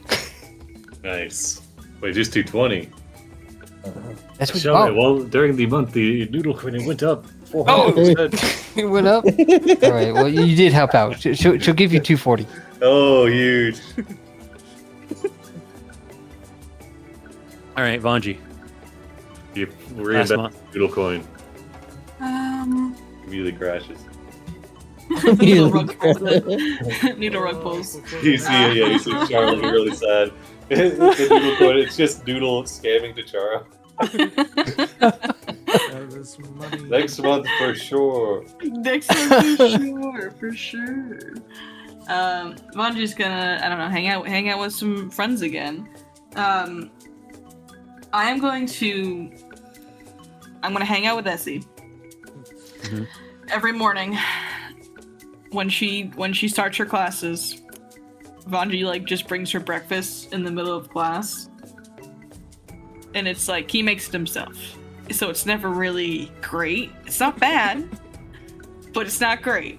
All right. Before you get the chance to do it the third time, she tells you to stop. What are you doing? Oh, well, I wanted to support your teaching stuff, so I thought this would be helpful because you have to get up so early in the morning. Then bring it to me before we get to class. Before I get to class. I'm not awake that early. Then okay, how about this, Vanji? You can bring it to me Uh-huh. for lunch then. Do you not like breakfast? No, I love breakfast, and that's why I eat it when I wake up and not during my class. Yeah, but you've seen me like wake up early before and like do yoga and then eat and then get prepared for my day. I don't know if I know how to make lunch. Can I just bring you breakfast for lunch? Sure, I'll eat second breakfast for lunch. I only learned how to make pancakes and scrambled eggs, so Maybe you should try and learn how to cook other stuff. I could teach you. Oh yeah, figured it out. I forgot that you stress bake. I remember suddenly. Yeah, I forgot that you they all bake. stress well. Yeah, all right. You and Tazenoe bake. I forgot. Yes, And please teach me how to Ankaru, cook. Tazenoe, and Yeah. Esty make, yes. Yes, I would love to learn how to cook, so when we go to these diplomatic missions away from Magaambya, I can make my friends some delicious meals. And I can stop carrying around this month-old banana. Month-old, Yeah, right? Zokan That's- told me that like there was a time when you came in and tried to sell Zokan like a almost 5-year-old plum, something like that. I forgot it was in there. I'm surprised it survived that long. Yeah, I figured Needle would have eaten it, but I guess it was too bad for him to eat. Mm. Can we learn how to make grilled cheeses first? Real cheap. I'm not really one for cheese, Vanji. Oh, okay. What about... Okay, we'll find something. Mm-hmm. Or we'll start off with something very traditional, like rice. Okay, I can do rice. What about like a big... Like, what about meat, though? Is there anything we can make with, like, barbecue?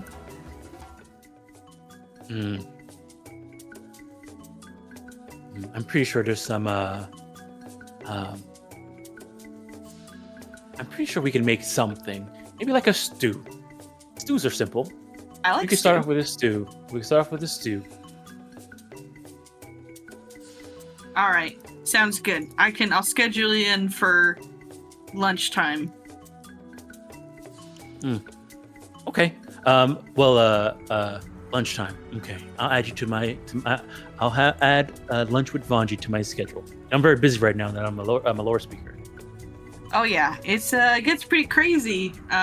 Trust me. One day you're teaching classes, the next you're starting an uprising in a city that their past life is from and meeting an estranged brother. Wait, what? Oh yeah, we started a revolution. Oh no, I know about that part. But what are you talking about, brother? Oh yeah, Oreste had a brother, a younger brother. Who's Oreste? Oh, I forgot to fill you in on that part too, huh? Oh, Oreste is he's my past life of the me before Vanji. And Oreste died a couple years ago, and then when he got reincarnated, that's where I came from. And he had a whole like life and stuff. I was learning all about it over the couple months we've been out. Oh my goodness, Vanji, that's crazy. Are you okay? How are you feeling? Oh, I'm feeling okay. I got to meet him. His name is Haverl. He is a cleric of Esteril, which isn't for Erasma. It's not for Erasma, but it's still pretty good. But yeah, I'm doing okay. I've kind of already like overcome a lot of the conflicting emotions within me a while ago about everything. So I'm doing good. All right. When you say that, she puts a hand on your shoulder and says, well, Vanji, if you ever want to talk about it, I'm here. Yeah, thanks. If you ever need to talk about a past life you discover, you let me know. Well, if I discover one, I'll be sure to let you know. Yeah. Hey, by the way, I saw you hanging out with my mom the other day, last month. Oh yeah. What was that about? Well. All right, and then as you say, well, then it leads way. Unless you want to say something. No, but the village goes, well, it's, All right. Next up, Saraszul. cramming the books. All right, cramming the books. All right, good. Dusty. That's all Saraszul knows. I think this is all school. It's just this. Yep. I will say, Saraszul, as you're cramming the books, there is a moment where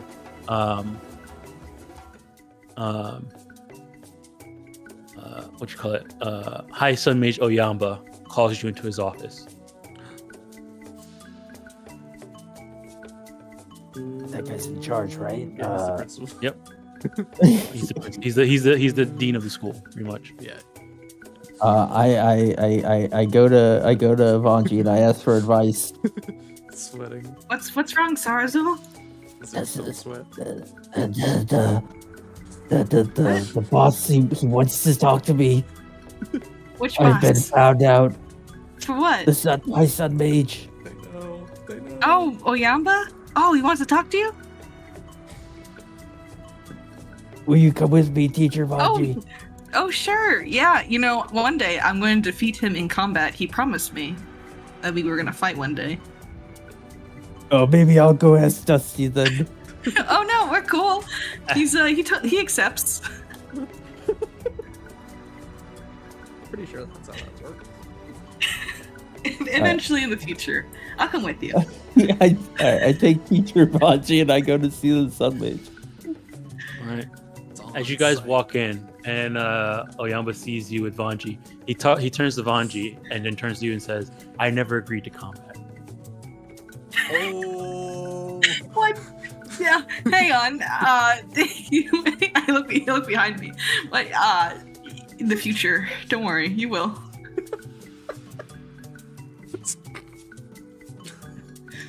Saraszul's just like mouth wide open. All right. Well, I guess it's good that Vanji is here. Actually, if Vanji is here, I probably would want the rest of Cinnabar Hall to be here as well. Mm. Is Saraszul in trouble? Are you gonna expel him? Please don't No, expel Saraszul. no, he is not in trouble. Actually, far from it. Saraszul deflated. He's like, Yeah, big sigh of relief. Actually, far from being in trouble. Well, actually, now that I think about it, I guess it depends on what you consider trouble is. Uh-oh. He gives a wide smile. Wait, what? Saraszul, before we came in here, you said he found you out. What? Have you been cheating? No, of course not. Well, actually, since this is here, I want the rest of you all to be here as well. So, you can just sit down, have some tea. I'm gonna see if I can call for the rest of Cinnabar Hall. And so, you guys also you see him cast this spell, and you guys hear in your voice, High Mage Oyamba's voice say, "Can you each of you come to my office? It's something I want to discuss with you about our friend Saraszul." Saraszul, cheating is a really big issue. You really I can't be doing don't cheat. I just ask the stars to help. Are you copying? Are you copying the stars' homework, Saraszul? that's incredible. Yes. Oh no. That's so Oh good. no, That's so Saraszul. good. Well, it's good knowing you, buddy. All right. So when you guys make it to the You're office, not gonna Yeah, stick I- up for me, Teacher Vanji. I know Magaambya's he's laws are magic, but I sacred. also imagined like a PA system at the Magaambya. Dismiss me in my office. All right. you can tell that he was casting sending. Yeah, something. Sure. Eventually show up. All right. Promptly. It seems like he prepares sending all day, every day. In all his spots. Yeah, it's like it's I'm a glad whole someone does. job. Don't worry, we'll get all there. three of his 5th level slots and all 3 of his 6th level slots are all sending. Teacher life. Damn. All right. He also has a wand ascending with him and some scrolls ascending. All right. So he when you guys arrive, he says, "Good, you all are here." I will say that when you all brought Saraszul here with the story of meeting the Terror Lords and them asking for one of their own to be added to the Magaambya, I was a little apprehended. There are many. We don't necessarily want to be considered a political sort of entity trying to tell which civilization should be where, or show any favoritism towards any sort of group that's here in the Mwangi Expanse. But despite that, Saraszul here has shown to be an excellent student. Reminds me, possibly even more excellent than you all were when you started. You seem to, in the past 6 months, have shown tremendous growth in the here in his 2 branches, and here at being a student at the Magaambya. And with his experience, his actual field experience of being out in the world and traveling with you all, I take that as being a testament to your teaching as well, guiding him on his way here. And so with that, I would like him to continue to work with all of you, sort of as a adjunct teacher or preliminary teacher, or teacher's aide. Oh, something perfect. like I have so many papers that need to be graded. In that case, Saraszul will be working as a lore speaker, temporarily, at least for now, under all of you. I want you to treat him like you would treat any other lore speakers in this time being, and guide him if he has any questions about what it means to be a lore speaker. He will be in our next assignment that I'm going to have you all do. He will be part of your group. Well, we're This glad is to have great him news. along. Yeah. Saraszul, to be a lore speaker, you pretty much do what I've been doing the last half a year that we've known you. Go to class?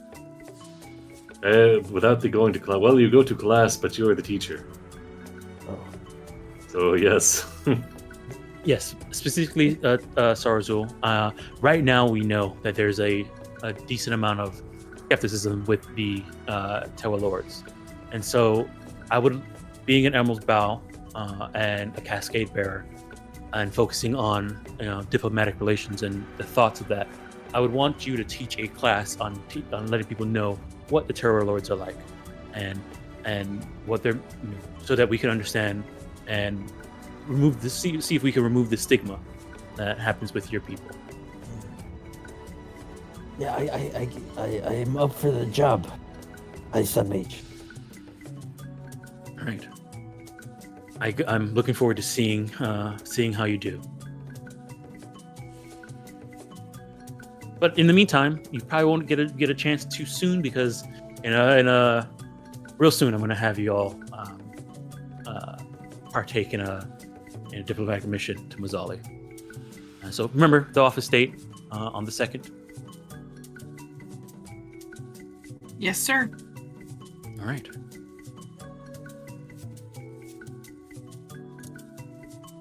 Oh, jeez, Saraszul, I'm glad you didn't get expelled. Yeah, Saraszul, I guess I will ask. What do you, now that you've been here for so long and have excelled so well, what do you think of the Magaambya? I mean, it's got some of the best people I've ever met. And, great city. I see. All right. Well, I'm glad you are here as well.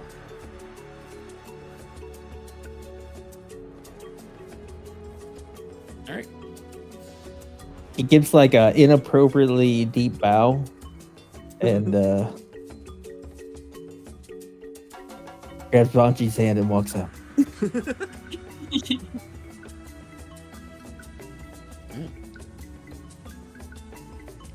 And All right, Saraszul, hitting the books and becoming a lore speaker.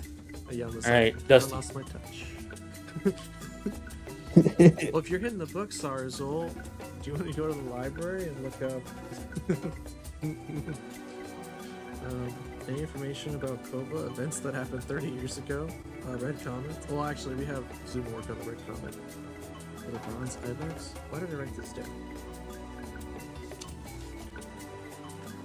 I guess the main thing interests me in Kova.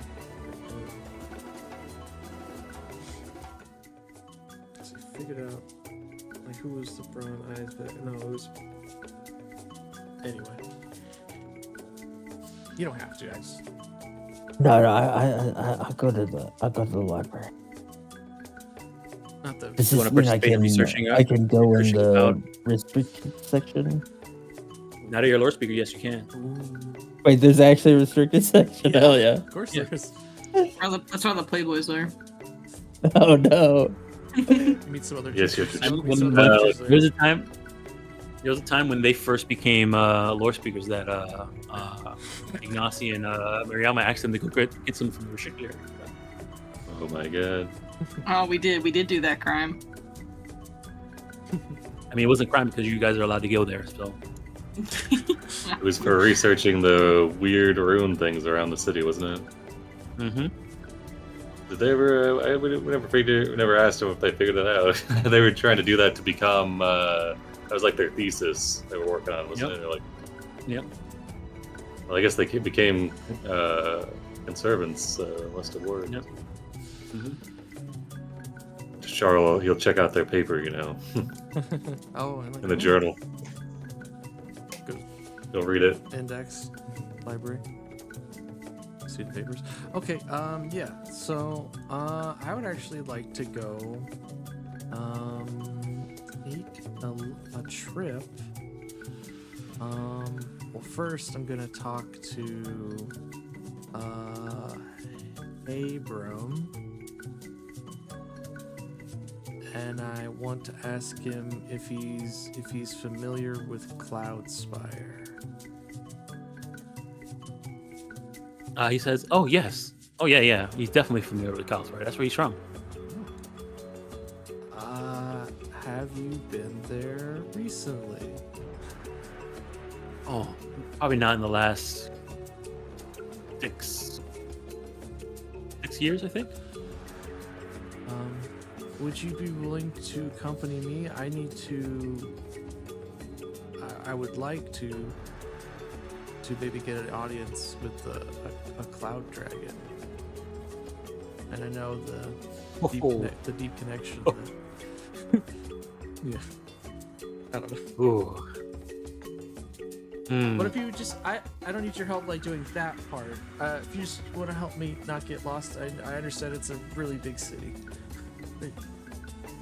I mean, I could show you where to go around and stuff like that, but getting you in touch with the Cloud Dragon, I'm not that famous. I mean, No, that's okay. okay. You are a lore speaker of the Magaambya, and Magaambya is here, so I mean, there could be a connection there to get in touch with them. But Oh, I'd like to try, and then we could definitely. I'm interested in trying out the Mbeke cuisine. well, you got good food there. I do miss it a little bit too, but the food here is good as well. And in general, food is good. It wouldn't be too long. Okay.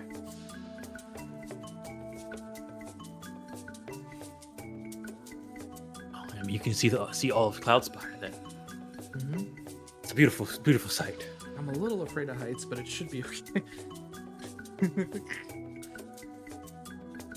If you're afraid of heights and you're going to Cloudspire, I mean that's a Maybe I'll overcome my fears. Maybe.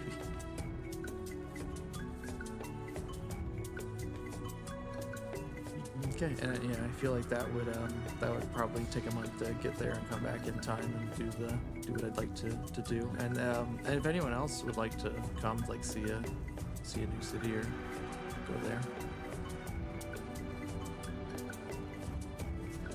they're more. I'll come with you. I mean, I don't think me cooking with Essie will take an entire month, so I'll come with you. I gotta figure out how to put together a lesson plan. Oh, I don't. I just show up and like kind of just bullshit my way through Saraszul. You figure it out. Claps on That bed. seems very irresponsible, Bungie. I have the best students. I have one student, but you know. One student? Listen, enrollment in the Tempest Sun Mages isn't very high this year. But she's really good. I wonder why. How's enrollment There's in more the Emerald students Bound? than just Oniji. I know. So, I think most of them are rain scribes, aren't they? Yeah, they're mostly rain There's scribes. Yeah, a lot of rain Both those scribes. rain scribes. Far Cool. Fardirk is the Emerald Bow. I think he's the only one. Project's Emerald Bow. Solozi is Oh, they make Njanti. Nasty, obviously, and but you know. Oniji is Tempest Sun Mage. Iboko's Rain Scribe. The Inadi are Rain Scribe. I believe Anzi is actually Njanti, and Levi is Njanti.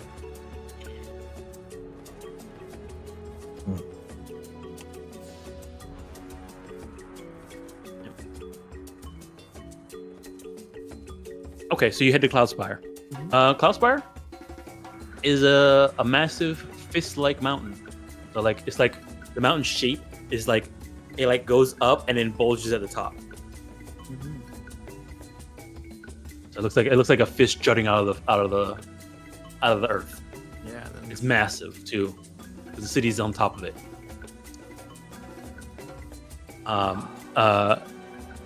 Abram says that, and like as you guys get sort of closer towards it, Abram says that, okay, we're gonna have to find the road up, which is pretty. Have to find the road up. it's pretty well. So,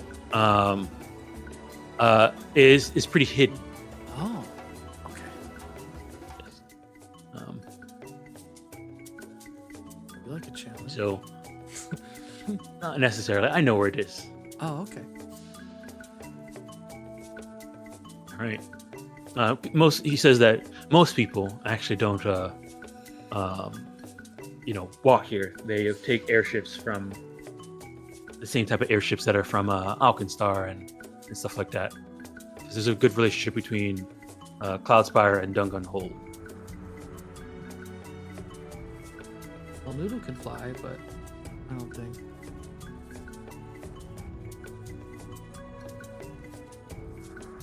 Maybe I could make a friend that could fly. No, maybe we'll do that next time. Let's go the normal way, or the road less traveled. All right.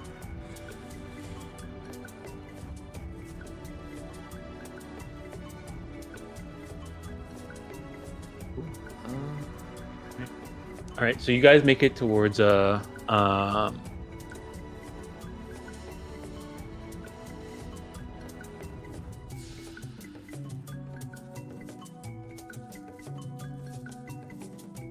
Okay, so you guys make it to Cloudspire. You make it in, and he does show you around. There's actually a point where he goes and visits his family, Yeah, of course. because he's there. Yeah, he introduces you to them. You meet Hayram's mother, father, and 12 brothers and sisters. I was gonna say, does he have a lot of siblings? Damn. Yeah. Very cool. Yeah. Maybe we get stuck in some of the tourist traps. Mm-hmm. Let me see here. At one point, he does show you sort of the High King's Palace, just as a place where you can go and at least maybe request an audience or request some type of I imagine there's something. a massive line. Yeah, there's a pretty massive line. As you make it towards like the sitting there going through it, and when you finally make it in, there is would you tell them at the front that you sort of like the front desk sort of at this Front desk. Oh man, there's like a secretary door. Oh no. You got this, Dusty? Yeah. Hi. Hello. I'm Dusty. A lore speaker from the Magaambya, and I was wondering if I could request an audience with a cloud dragon.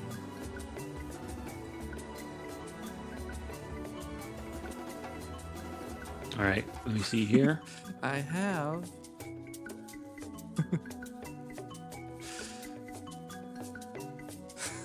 So, the person at the desk is a dwarven woman. Is this the right line? She looks at you, and says, "Wait, do you wanna? Wait, so you're a lore speaker, a member of the Magaambya from the Ntambu, and you've come here to request an audience with a cloud dragon." Yes.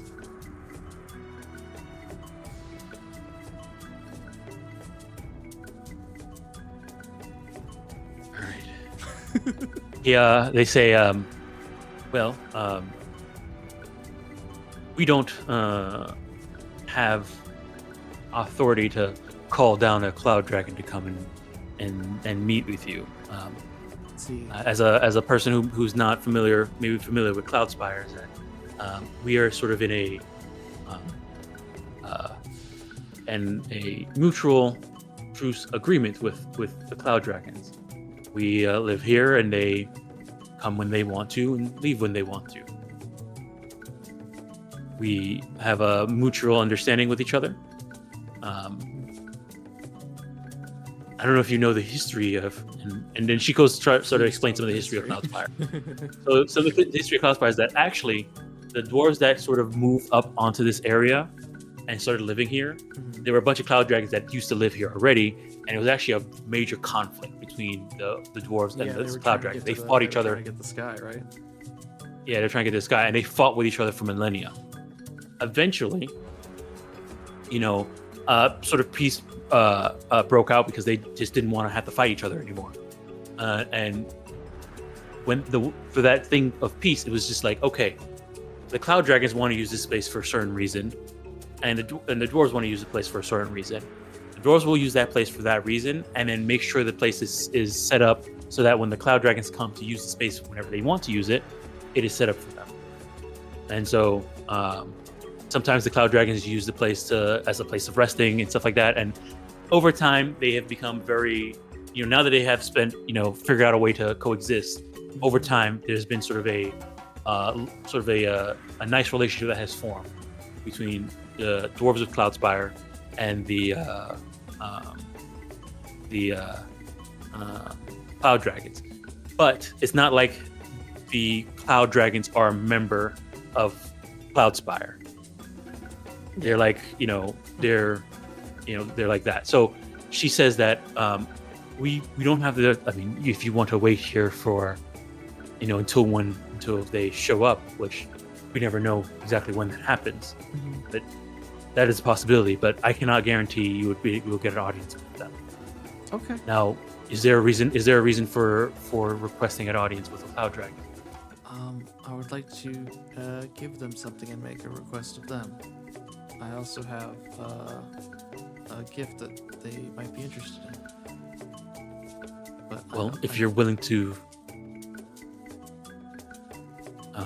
what is the message? So if you're not going to be here, maybe when the first cloud dragon that returns, maybe we'll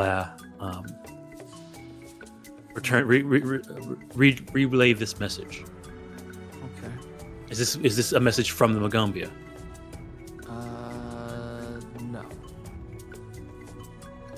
Well, what? A personal message. Yes. Oh gosh.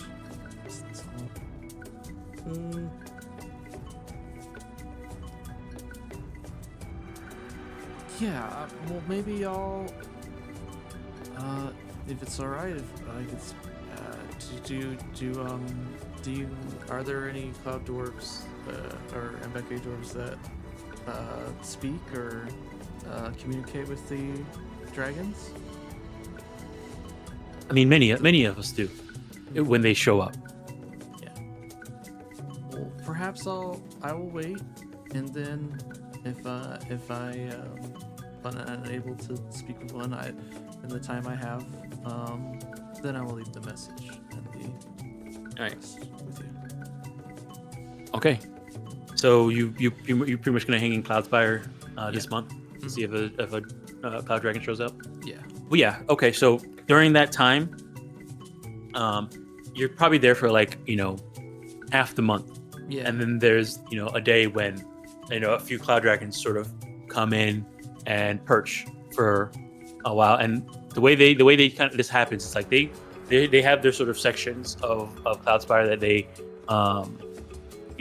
that's meant for them, and primarily meant for them. And when they do land, a lot of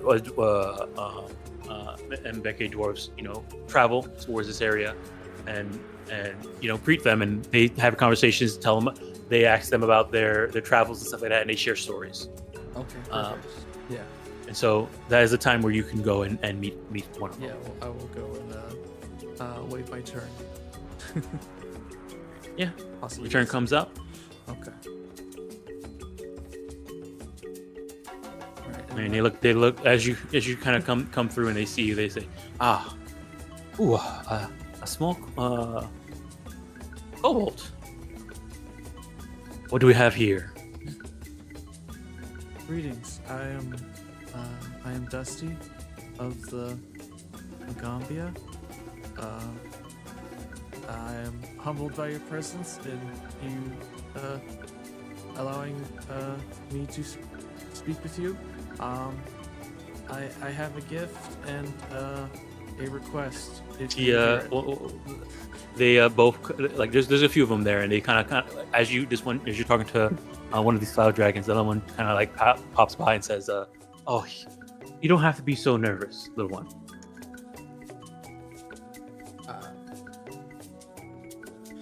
Okay. What is the request that you have for? Oh, and you said you're from the Magaambya. Oh, I haven't been there in so long. Oh, are you familiar? Yes. Did you go to school there? Oh no. I was visiting Nintambu. Oh. It's a wonderful city. Yes, I agree. Anyway, here, and then he sort of unwraps this cloth that has the vase that we found at Bloodsalt with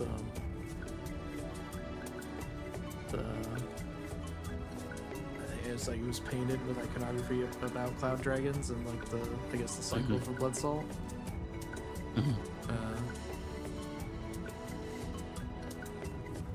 Right.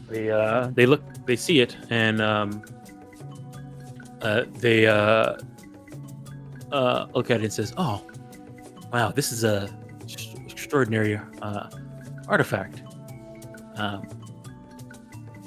Is this?" One of them kind of like takes a moment and stare at it for a second and says, "Is this from Bloodsalt?" It is. It's very dangerous there. If you go there, there's a chance you might die from the volcanic gas that releases from that place. We came prepared, and we did much research there about what sort of befell that city, and we discovered much along with this. I see. Well, that's an interesting to show us. You mind telling me the story of how you came about the finding it? Yes, I will do so. Right. And sort of the end of that story will come to the culmination of his request. Okay. About how he met a cloud dragon, but did not have enough time to get to know that cloud dragon because of some horrible curse or magical thing that had befell them, and then he will produce the eyes of Exame.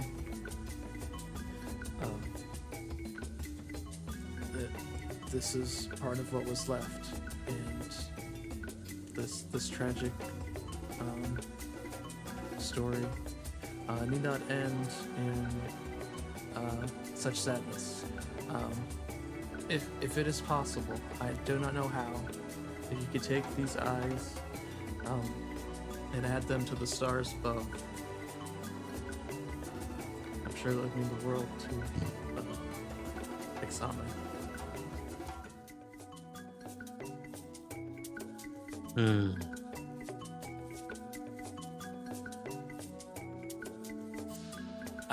And this is the naivete of Dusty, is, you know, like, we don't really know how the stars work. He doesn't know if they can go to space or not, you know. But this is what. So they look at each other and they say, not all. When cloud dragons pass, little one, our eyes also pass with us. If those two eyes that you have with you came from a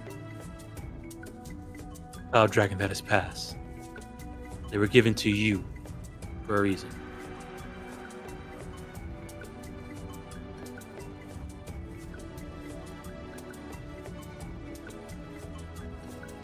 The cloud dragon that left those eyes must have felt great appreciation for whatever you did, or those eyes would not be left in your hands.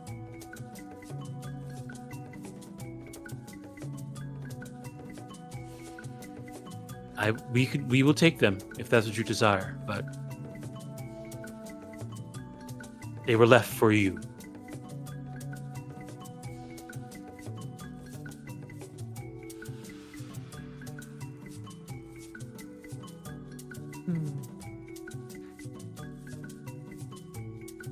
Yeah, Dusty just sits there and ponders that.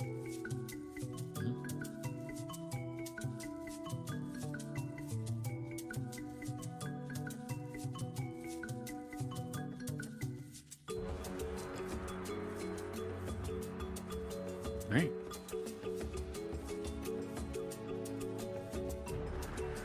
I think he would. I think he would still ask that they take them. Well, Okay. gosh, I don't know now. Yeah. All right. You ask them. You give it to them. Yes, I will give it to them. All right. Alrighty. All right then. He takes it. They take it, and they ask you to if you can tell them anything about this cloud dragon. You know, you can let them know what you guys have learned, what you learned about, you know, what they were doing in Bloodsalt. Yes, of course. Yeah.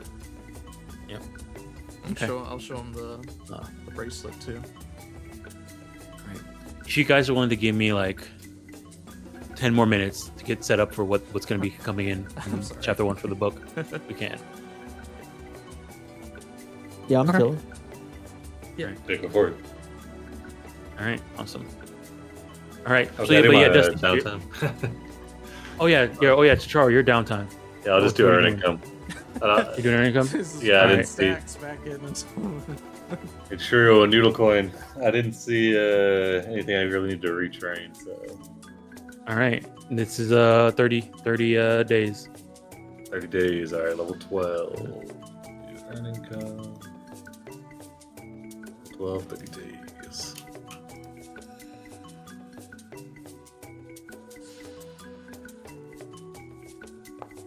No.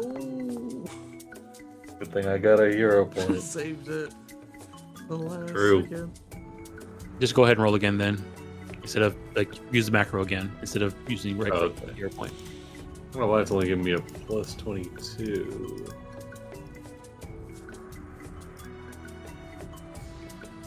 Should be plus 26. Intelligence, master, specialty crafting, alchemy, and Charo, and your mask. There we go.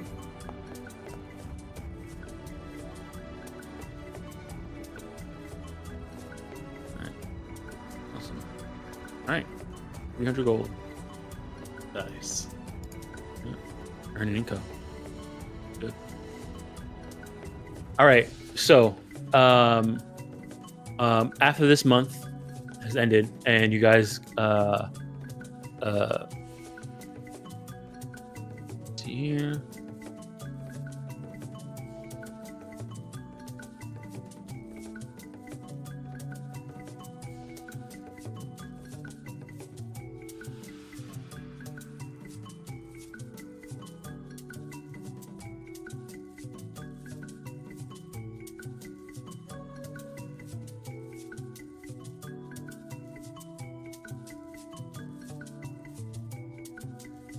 So when you guys make it on the 2nd of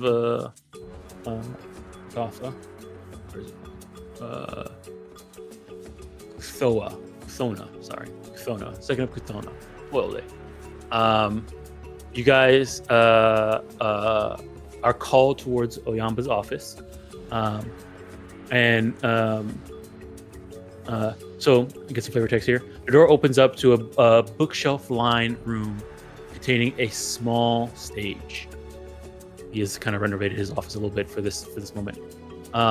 Several people are already here, and this includes Teacher Ott, Korai Duwala, and several other faculty members that you come to know. You see High Mage Oyamba wearing his red cloak and leopard mask as normal.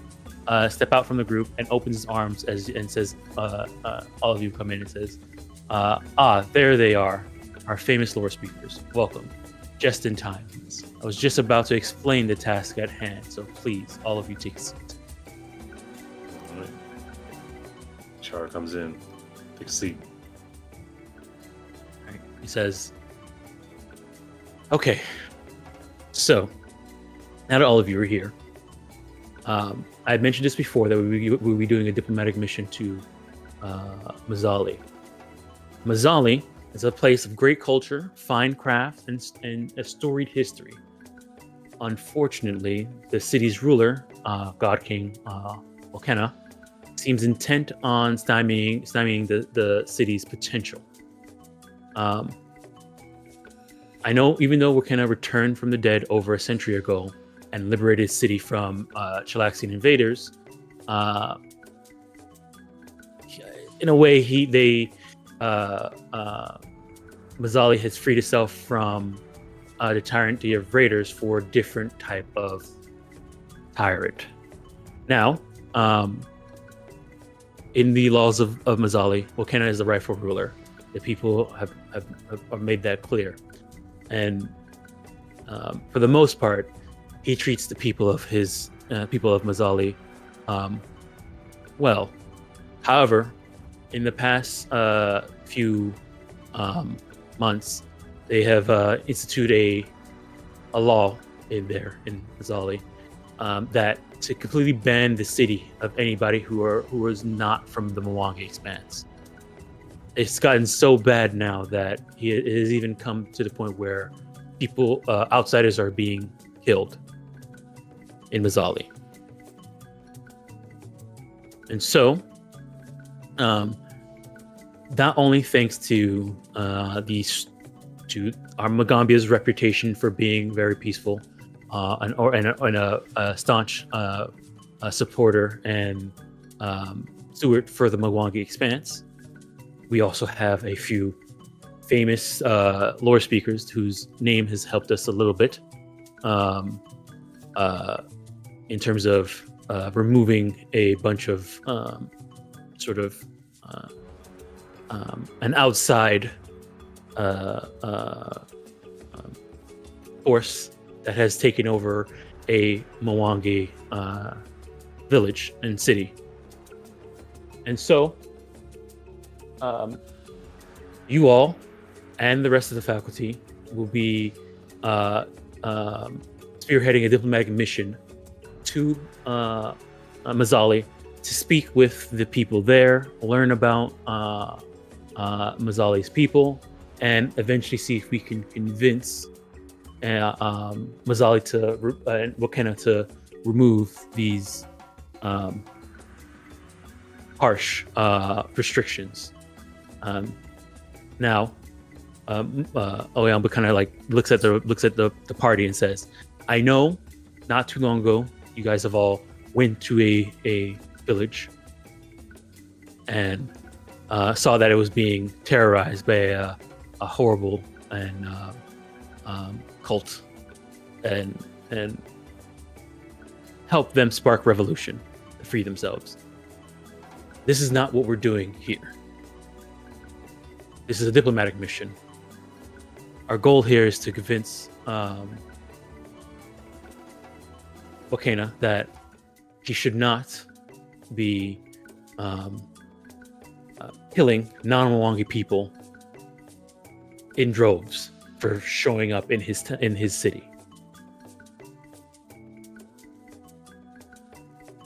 Now, for those of you who are familiar, here, this would not be a simple task. This negotiation may require several weeks, maybe even several months to work. You may believe evil people run Mzali. This includes Wakena. There's also people of his inner circle, the Council of Mwanganese, and a few other people that are going to be there that we may need to work with. There's also a complication that's going to be involved in this. The Bright Lions. This is an organization of dedicated to rising up against Wakena and liberating the city from his rules. Now, we as the Magaambya have no official relationship to this group, the Bright Lions, and I don't want us to develop a relationship with them and cause that to be a rift in terms of convincing Wakena to not and discredit us. This is going to be a difficult diplomatic mission. They're going to Wakena is even though he may look like a child, and actually I'll explain this. This is out of character, right quick. So those you don't know, Wakena is a undead sun god child. Okay. So he's like yes. So he's like a child. So he looks like a child who. Did we find He's a any kid. drawings of him in our preliminary Yes. research? Yeah, I'll show you art of what he looks you like. can probably do some research right after this. So yeah. I'll show you what he looks They like told right us now. about where we were going. Because now that you are in this book proper, I'll change out this art where you guys are going. Different art. All right. Book Zoom 4. hands. Mzali Banner. Oh, it's not the boss, baby. God, I swear to God, if it's boss It's baby. not gonna be boss first. All right. That's the first Scroll up to the top of this map. Oh, like a- this. I just look too. Oh, you can. Okay. Let's delete the drawings. It's so long ago. Man, crashed through that so long ago. Oh man, look at the puppet, like people on the streams. Yeah. People are his He puppets. doesn't really look like a child. I'm gonna be honest. But I mean, he he's was undead. young, yeah. So is he gaunt? Yeah. Yeah, he's got his his Oh, cheekbones. He is like Like a a 10-year-old that is an undead 10-year-old. He's undead. That's gonna be great to deal with. Cool. But he is over a century. I mean, he is over a century. It's been over a century since he's resurrected and taken over Mzali. So he came Mzali. back. He liberated. I mean, we'll find out more about them. But damn. All right. And so. All right. So for you all, I want and Oyamba kind of turns towards the delegation, towards it and says, "You guys are going to be the Mwangi delegation. It's going to be spearheaded by U5. The reason why is your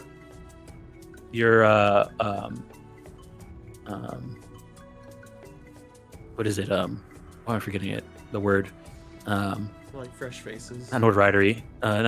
Renown. Your renown was a key factor in getting us to enter into this diplomatic mission, and for Wakena to agree to it in the first place.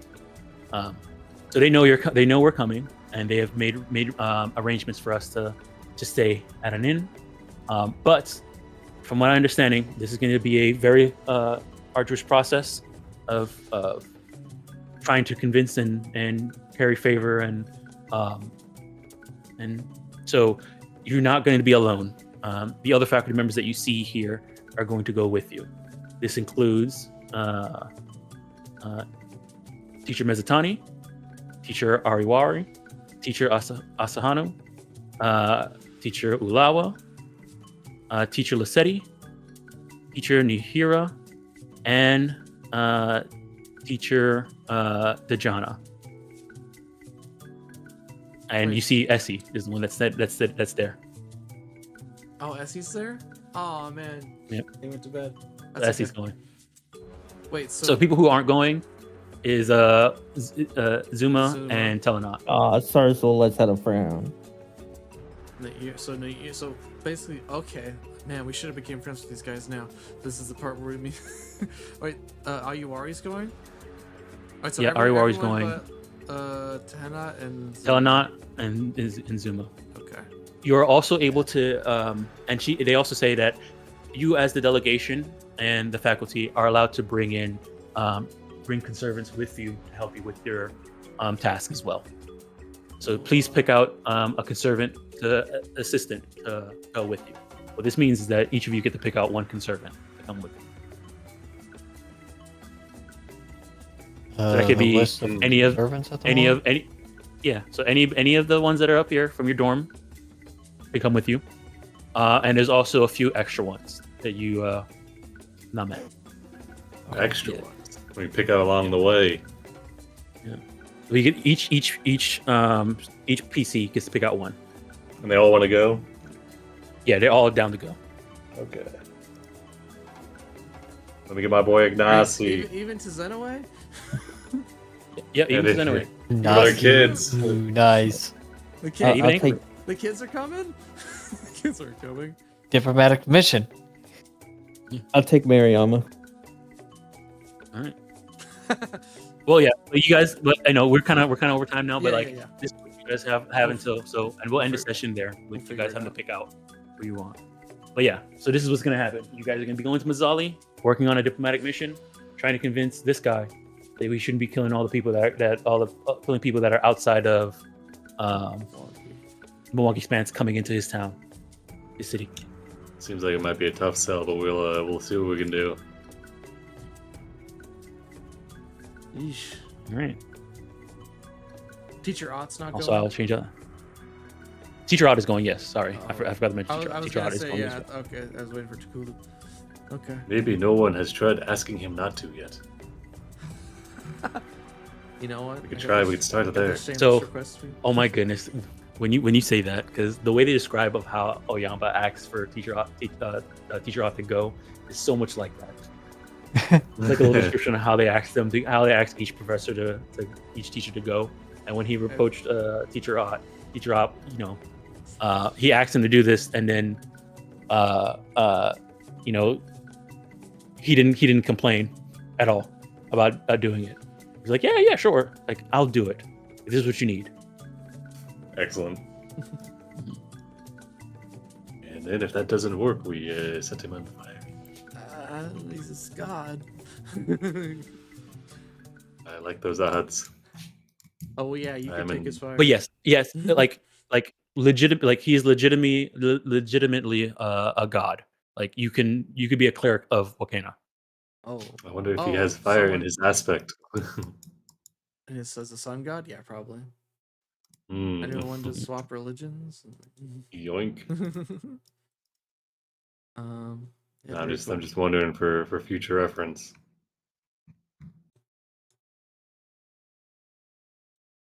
All right. Very cool. Yeah. We're on pre-over, so yeah, lots of games happening on the server. Extra life soon. Cool stuff. Thanks for running.